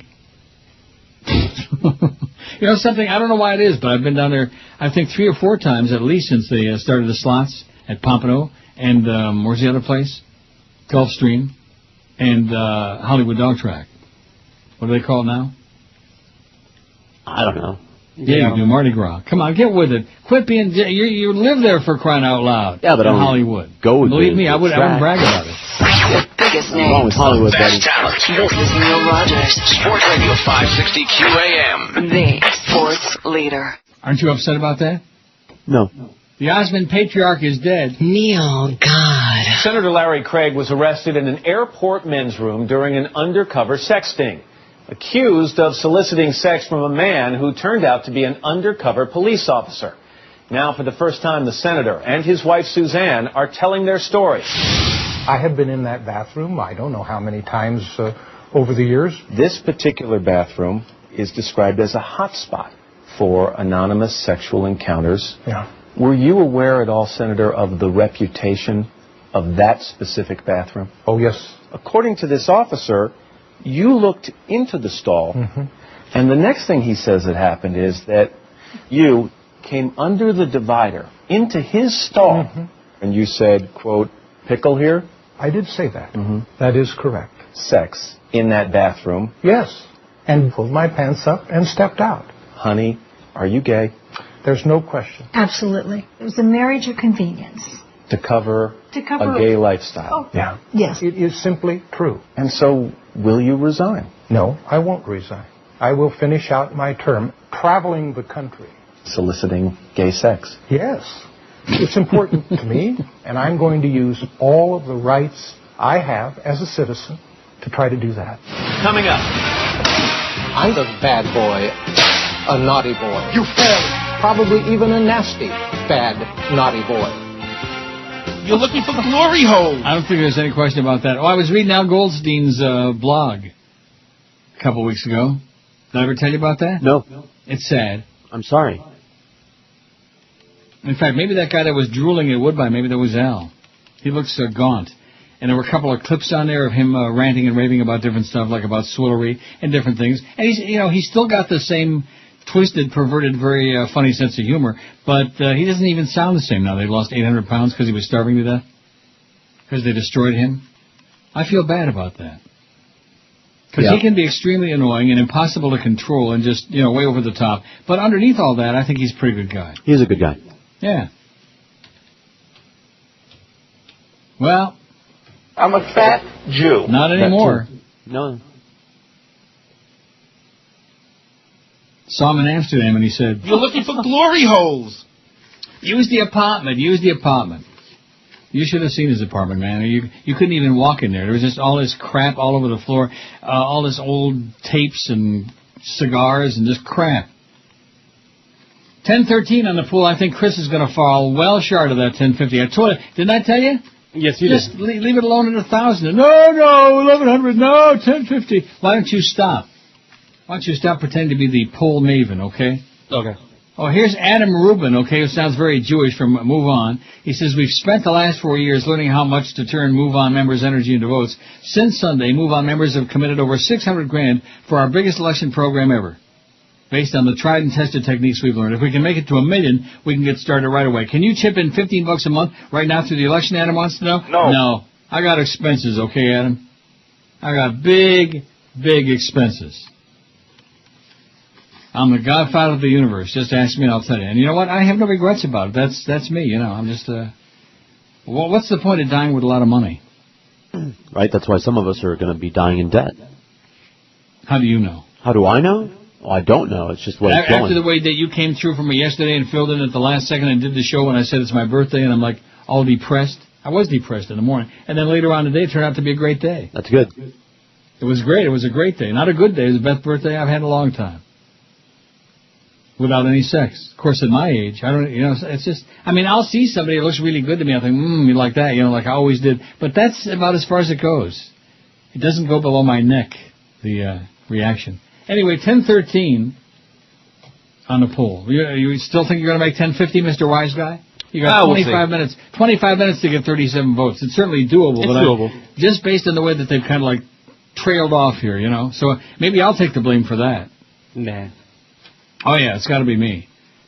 So here's a little more on the story about that shooting in Miami Gardens in Carroll City. Why does it say Miami Gardens? They're near each other? Yeah, I don't know. But they're not the same. Maybe it's on the even cusp. I know that. I haven't been there for much in a long time, but even I know. Authorities had to lock down 4 schools after a gunman shot a male teacher following an attempted robbery. According to police, Carroll City Senior High School, Carroll City Middle School, and Barbara Hawkins Elementary, which is located at Northwest 90th Street and 37th Ave. Carroll City Elementary is part of a lockdown for only about an hour, was since taken off the lockdown list. Detective Ed Torrens of the Dade Public Schools police said no students were injured, and they're safe inside the school. No students inside the school have been injured, he said. Torrens emphasized that all students inside the schools are safe while they search for the 2 shooting suspects. They say 2 suspects walk up to 2 teachers, 1 male and 1 female, who were taking a cigarette break across. See, here it says they're taking a cigarette break, not enjoying their lunch, across the street from Carroll City High School. The suspects tried to rob the teachers, but they resisted, and one of the suspects shot the male teacher, who Miami-Dade Fire Rescue took by ground at Jackson Memorial. Fire Rescue says the victim, who hasn't been identified. Well, see, the earlier story said it was. This is just suffered a life-threatening injury to the side of his torso, but added that he was conscious while they tended to his wounds and later when they transported him to hospital. Police say the suspects fled to a nearby apartment complex located to the west of Carroll City High. They say one of the subjects was a male who donned a bright yellow fleece jacket with a hoodie and gray pants. Police asked, was that a hoodie or a woody? Police asked that parents stay away from the area and assure them that their children are safe under lockdown. Police have cordoned off the area and want the scene clear of onlookers. No gawkers, okay? While they conduct their search and continue to investigate the crime scene. Police are questioning the female teacher who was with the victim at the time of the shooting to get details on the suspects and what they looked like. A special response team, including SWAT, as well as Dade Miami Gardens police, are on the scene. Police have also taken to the air for their search of the suspects with a helicopter. They responded to the scene after somebody called 911 at about 11:27 this morning, about 2 hours ago. A little more than 2 hours ago. Isn't that interesting how the stories conflict? That was from CNN, by the way. And one story says one thing, they were enjoying their lunch. They were enjoying a faggot break is what they were doing. They were puffing on some cancer sticks. Maybe that's just not good. We don't want the kids to think that their teachers are smoking. Wouldn't that be bad? Yeah, they would be shocked. Their image would be shattered. Yeah. 10:20 on the poll, Chris. 22 minutes, 30 votes. Can Fatso do it? What? It's doable. Yeah. I know a lot of things that are doable, but that don't mean I'm going to do them. The biggest names. The best talent. This is Neil Rogers. Sports Radio 560 QAM. The sports leader. WIOD. Oh, I hate that station. Absolutely. I'd like to fart in Bush's face. I'd like to fart in Bush's face. On behalf of the human race. I'd like to fart in Bush's face. I'd like to show George what I think with a nasty blast of my colon stink on behalf of the human race. I'd like to fart in Bush's face on behalf of the human race. I'd like to fart in Bush's face. All right, everybody bend over now and cut the cheese, man. That's it. And just take your hands and kind of wave it toward D.C. Wave it toward wherever the Bushmeister is hanging it out.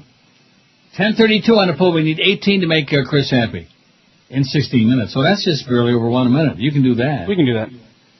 Give it a big push, man. Give it a big push. Push it. Don't forget, go see George Saturday, 9 to 11 at Tequila Ranch at the Seminole Hard Rock for some stuff, you know. Right. It's the Corona Light Elimination Foosball Finals. Oh, boy. Anyway, we'll later in the week we'll push that a little bit more. I think I did a good job today, seeing how it's only Tuesday. Right. Nice short week this week. I think the 4-day work week and then taking off Friday makes 3. I think that's a really good idea. Yeah, I'll bet. Bob Higgins on the Smirking Chimp writes, let's go back to the summer schedule, by the way, speaking of that. So did I dream that Hank called in on the bat line today to wish me happy birthday? That was nice. Not a dream. Thank you, Humper. What? It was not a dream. Wow. Didn't sound like him, though, at all. Did it sound like him to you? It sounded like him under the weather.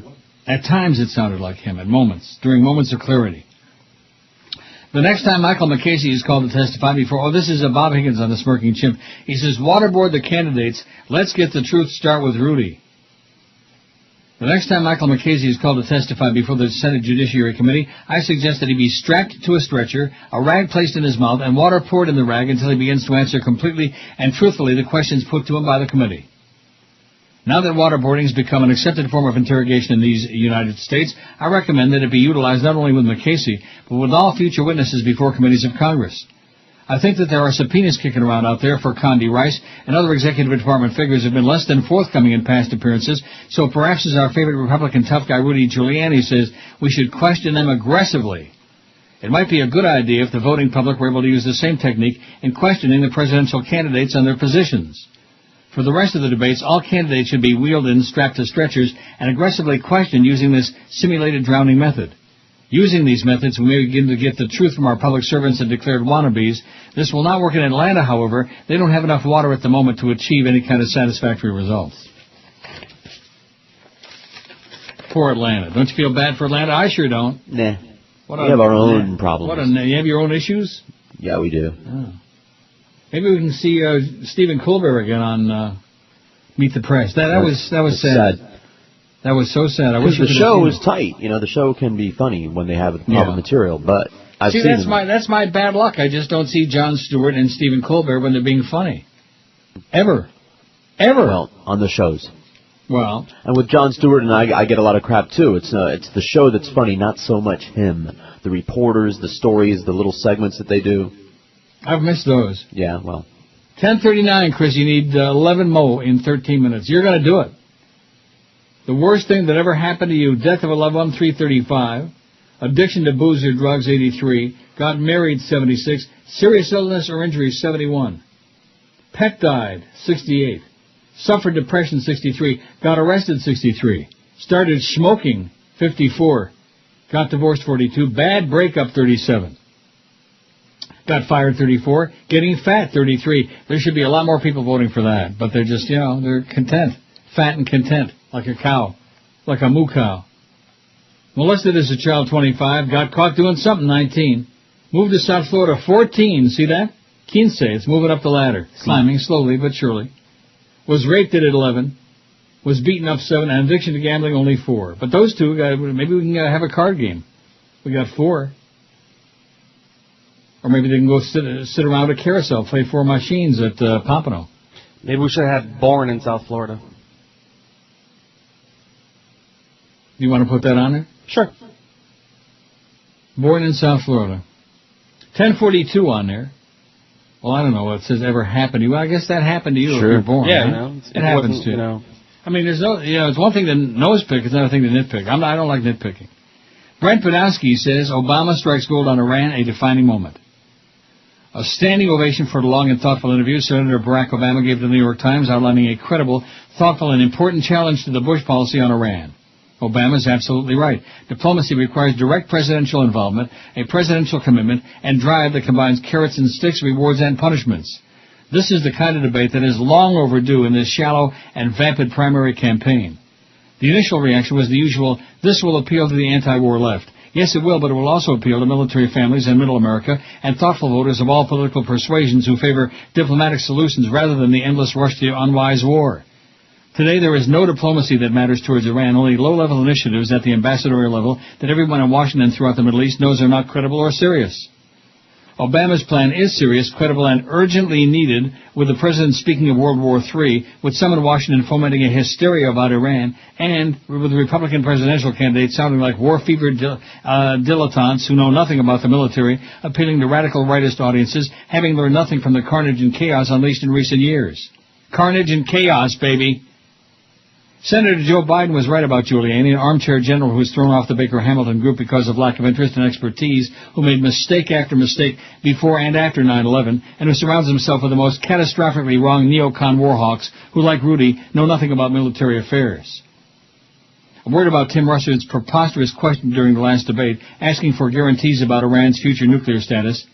Candidates and presidents can't give these guarantees in the real world. That was a low-concept gotcha question that was ignorant in its very conception, and hopefully in the next debate, Obama and other candidates will say so bluntly and honestly. Kudos to Obama and the debate he's now initiated about a serious rational policy toward Iran. He offers a voice of reason, substance, and judgment at a critically dangerous time, and a profound debate will now be joined. Barack is right. Applause to him. He may escalate his voice of reason and elevate the campaign, and this act of leadership on Iran is sensible, smart, and right. Well, there you go. One for Barack. It's about time. As far as Swillery's concerned, well, her last name's Clinton. I'll give her that. She's still married to him. 10:45. We need 5 more votes. Born in South Florida's on there. Now we don't have any yet. 10:46. You'll do it. With some help from me, by the way. I give it a big push. Well, thank you very much. I rolled up my sleeves and I did, and do. 3 more. I do. Not in my pants this time either. I didn't do in my pants. On the floor? Where was that? Oh, that was in Amsterdam on the dam rack. That was, onion soup, man. I love it, but don't eat it.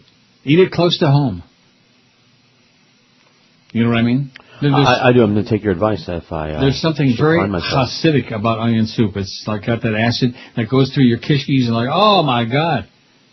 And all of a sudden you're having wild diarrhea. Almost like thinking about Jolly Joe Bell. That gives me wild diarrhea. Wild bloody diarrhea. Thinking about the fact that he put this fabulous sports babe on for, it's just an audition now. We want to see if she can. No, she can't, and she won't, and it ain't going to happen. And like George says, if you like it, it sucks, and it's going to fail badly, big time. It's going to be a bomb. Even the Japanese never saw a bomb this big. And in her case, I mean that literally. There were some other comments about her, by the way, that I didn't mention. Oh, so there's some secret reason. Now, let me see if Brandon sent me the story about why Ron in Ancient Paul or Ron in Palm Beach and Lex and Terry got canned. I mean, do we really care about that? Okay, here's the reason. Paul's contract apparently was up for renewal, and he wouldn't sign a new deal unless he got on a station in Palm Beach. How do you like that, Paulie, huh? What a pain in the ass. What a hard ass. This is the same guy that begged to come do mornings at QAM, begged, and then lied about it. Remember that? Oh, I never wanted a job with it. Right. He wanted out of that cheap channel so bad his eyes were bleeding. Remember those days? Sure. Oh, no, I never did that. Yeah, that's what he told me when we had the dinner at the Sawgrass that night, which we never did, and I never met him at the Sawgrass. I saw him once in my life at a Panther hockey game 100 years ago at the old Miami Arena. Speaking of a Panther hockey game, any interest? No. They drawn any crowds? No. 10:55. 10:55. Chris did it. Let's have a big sitting ovation for Fat Chris, okay? I told you 10:50 was doable. He said, oh, no, old man, that 65 put you over the edge. And I got news for you, man. I don't feel a day over 64. How do you like that? The biggest name. Put that in your pipe and talk on. This is Neil Rogers. Sports Radio 560 QAM. The sports leader. It stinks in Miami town at 560 WQAM.